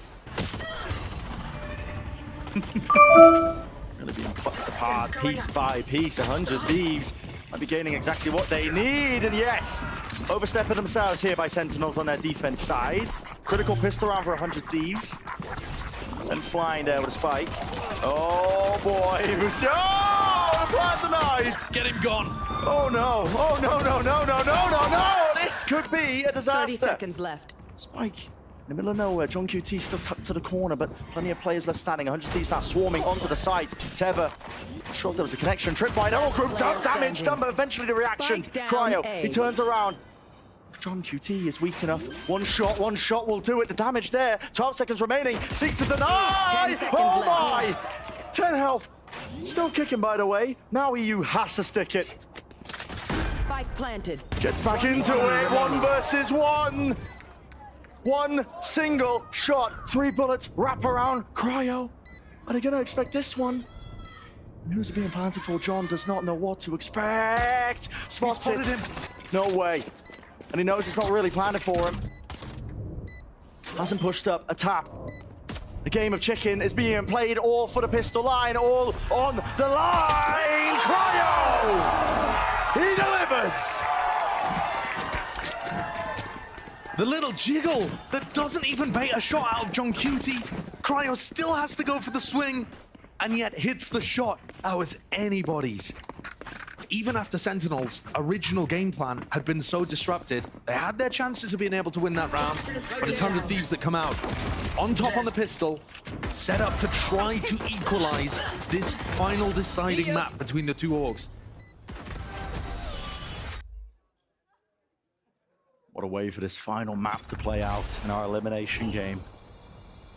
Some attempt at a trap play here in mid. Find you. Looking to paranoia off the cams contact, but there is nobody in that area in the slightest for 100 Thieves. They've managed to avoid basically all of the danger in this round by the look of things. Hear the noise being made. Smoke was dropped. Cryo's job here just to see if he can spot any players, get some additional info, because 100 Thieves, they don't want to commit into us just in case there is a stack on A. As soon as the boombot's online and the Viper wall drops though, they're going to be able to take A under control. That is with the Dizzy. Right there. Additional layers on top. Worth keeping an eye on trap plays like that, though, because that's something that's very possible for Sentinels to put together with the Cypher in their corner. Here's the congestion. Yeah, EU definitely feeling sharp with this one. Should have got all the angles covered. Oh my, Cryo! Pincer in them. Cleans house. So 100 Thieves get up to 7. Gonna have slightly worse weaponry in the bonus round. Have they got some kind of big idea cooked up? On Bind, we saw them comboing their utility together really heavily to try to take the sites. But throwing in a little bit of that defaulting at the start just to disguise where they were ending. The beginning of this, real big emphasis towards B main right here. Your players stacked to skirmish, developing, bubbling, brewing. Smoke dropped down, potentially a recall. The Thieves are the winners this time. They're going to be granted that one. So Satchel through, spots it out actually, just hits the corner of it. Gives him an easy one for Sassy.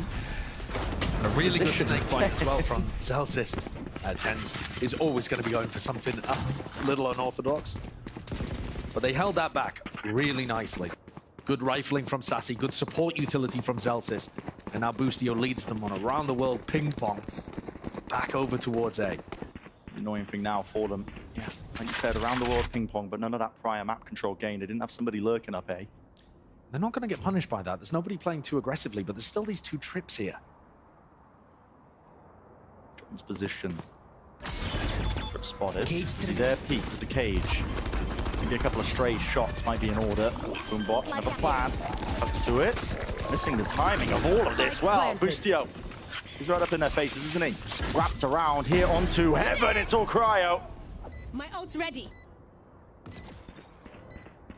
Backs away now. Doesn't want to overextend his hand. It's still a 2v3. Definitely winnable. Wall committed. Slices up the map in a very unusual way here. Bang. Still got to worry about lots of different angles. Tux is going to be hearing them drop down now, making that information known. Bang.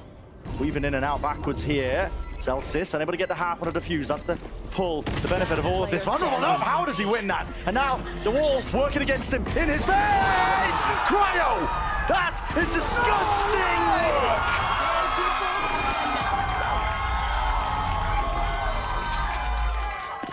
work! He's just bulldozed his way into the spike!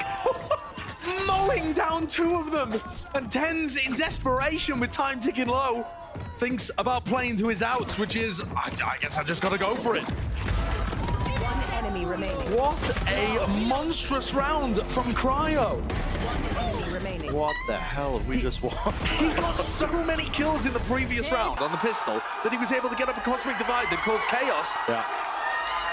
And then somehow wins that. And it's knocked Sen right back down again. Talking the economy to death, but it is important. 100 Thieves winning that bonus. Set up for success now. Paranoia, though, being held by Tens here. Yeah, and here's a refight all the way together here, but do they have the guns for it? Yes, straight to the dome.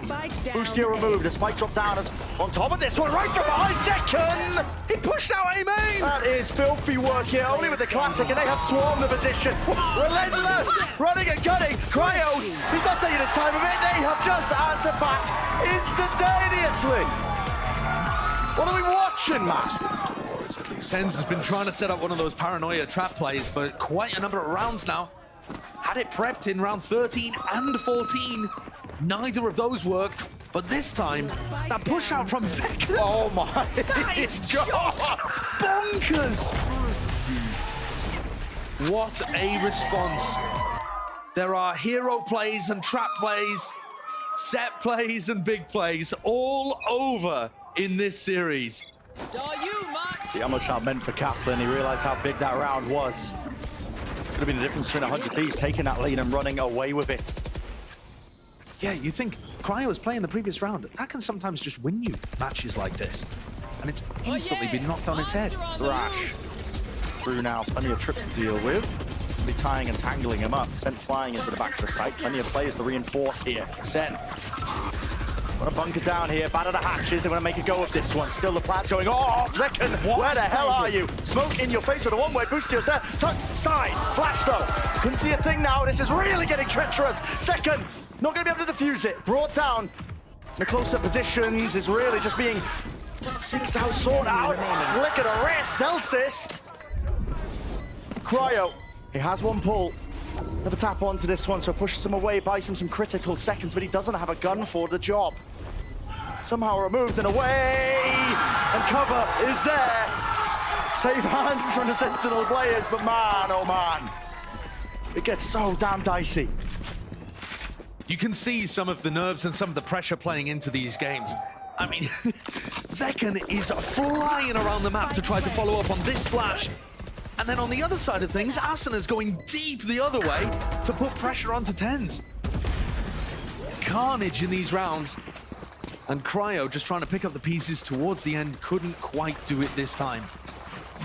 All of this madness from the beginning of the attack half of 100 Thieves, though, should start to quiet down now. There is an enormous economy and ult advantage for Sentinels. They are favored to pull ahead here by 2 rounds. What the hell does that mean in reality? The ecos have been seeing not too much. Still, I'll make it a little bit easier. Scared of the approach here. Where is that rocket being utilized? Well, straight through main. That's a heavy investment when they were in a 5v4. Can you blame them against these ecos? Not really. John's in a punishable spot here. Yeah. What? Okay. Take my breath away, John. Against a Dizzy, that is sometimes going to be a non and done. Never mind a one and done. And instead he gets 3. Get out of here. Yeah, they're on an eco, but I mean, look at this. The reactions adjusted aside, the transfer, the final tap. Surgical. And that takes any kind of danger out of the eco round for 100 Thieves. So we're getting back to an even position. Ults on both sides, rifles on both sides, but a 2-round advantage for Sentinels on defensive split. The pressure is on 100 Thieves right now. You don't want to let the moms down. And Asana was an absolute beast on Bind. I think the big difference maker between the performances on map 1 and map 2, a lot of it came down to how Asana was following up off utility and finding his own timings. He's got to come up huge here towards the end. I think being the tip of the spear in all of these fights, the fact he has the showstopper online for this pivotal eco round, my eyes are on him. How does his team set him up? How does he entry? How does he find the timings? Because it's needed now. Only 2 rounds ahead for Sentinels, but this can steadily, very quickly get out of hand. Both of these fan bases knew despair last year. It really was. It was Doomer times for both. And for whichever team ends up getting eliminated here, it's going to be a long time until they see their team play again. None of these players want that. 22 for Nail. Busy. There. Down to the side, no connections. 7-8 combo. Try and punish some potential read of maybe where Zelsis has been playing in the past, but doesn't get anything until used. They hear the orb's been picked up. Right there. Zelsis. Smokes in their face though. 100 Thieves, they can't cross that line of scrimmage. Ready. Right there. Maybe now though with a util. That's way too much for Zekken to try to handle. The wingman combo with the Prowler, very difficult to work around. And Boostio's going to be able to get back in here, pick up his orbs. A slower pace to this one from 100 Thieves. Zekken's going to be feeling like he's isolated here. Knows that mid has been compromised, going to be called out to him. He was hoping he could just set his sights only onto ramp, and now backs away. The heaven, 3 players still here. TP, information.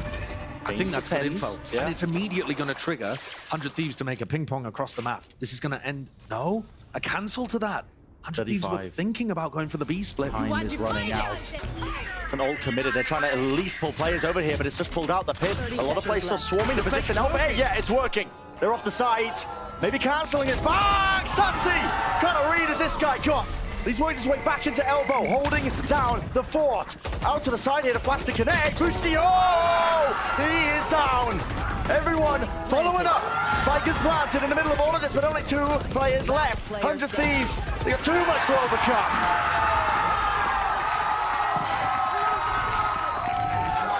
On Bind, we saw one of these rounds called by Boostio that ended up being the difference maker that pushed them ahead and pulled them out to a win. It started that ult cycle, it started the snowball. And here, the call was great. They were going to go for a B split, turned it into a B fake, and then somehow Sassy was able to pick up everybody. He just swung through the smoke, deleted, I think it was Bang, the first player, and suddenly there are too many threats on the A site.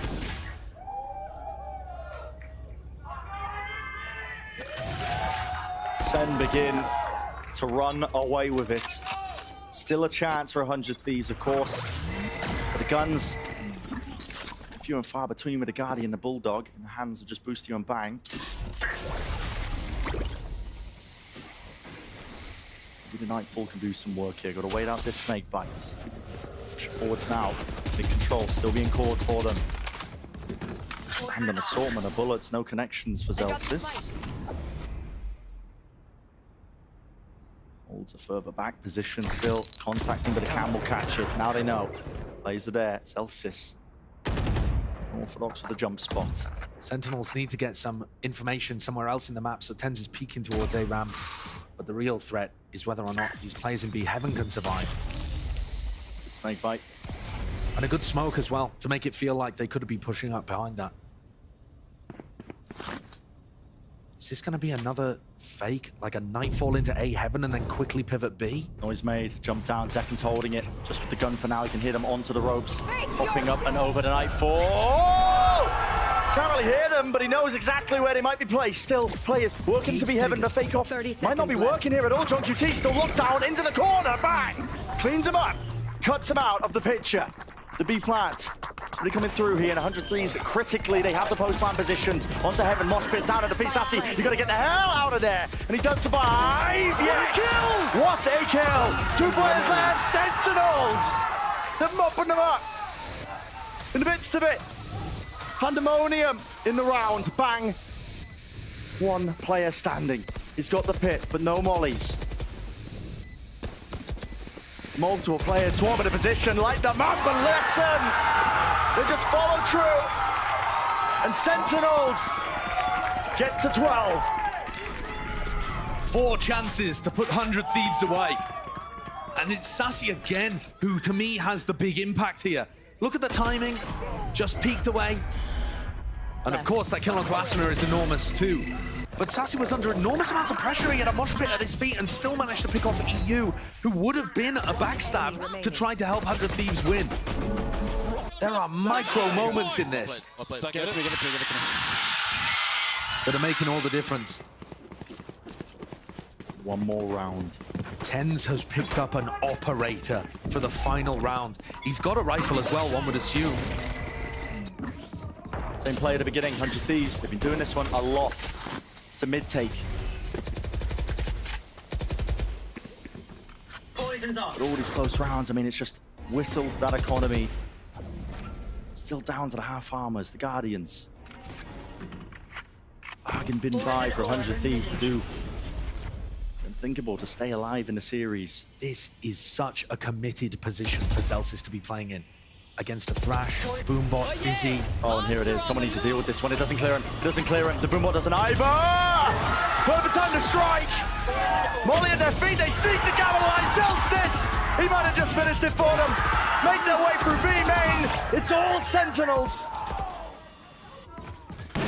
Castle, bang! Up in their faces. 2v3s maybe made this winnable. There's a chance.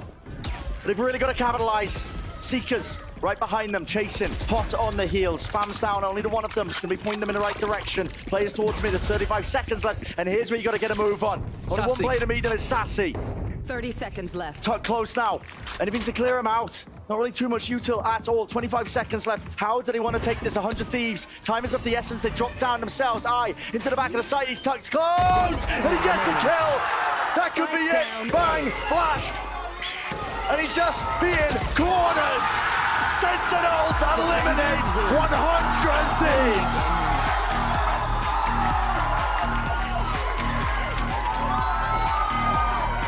All roads lead to this titanic matchup.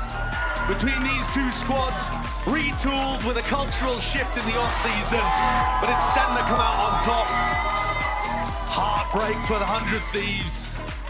They won a map in each of the series that they ended up going out in, but we won't see them for quite a while. Unbelievably difficult group, and both of these teams gave it everything today. It really did. It's going to be a heartbreaking situation for 100 Thieves. But I mean, what a monstrous performance from individuals on Sentinels. Zekken, map 1 and map 3 looked sublime. And Sassy, towards the end of Split, pulled everything out when it mattered. Putting on a Sadak performance on the Sky. Just decided to win.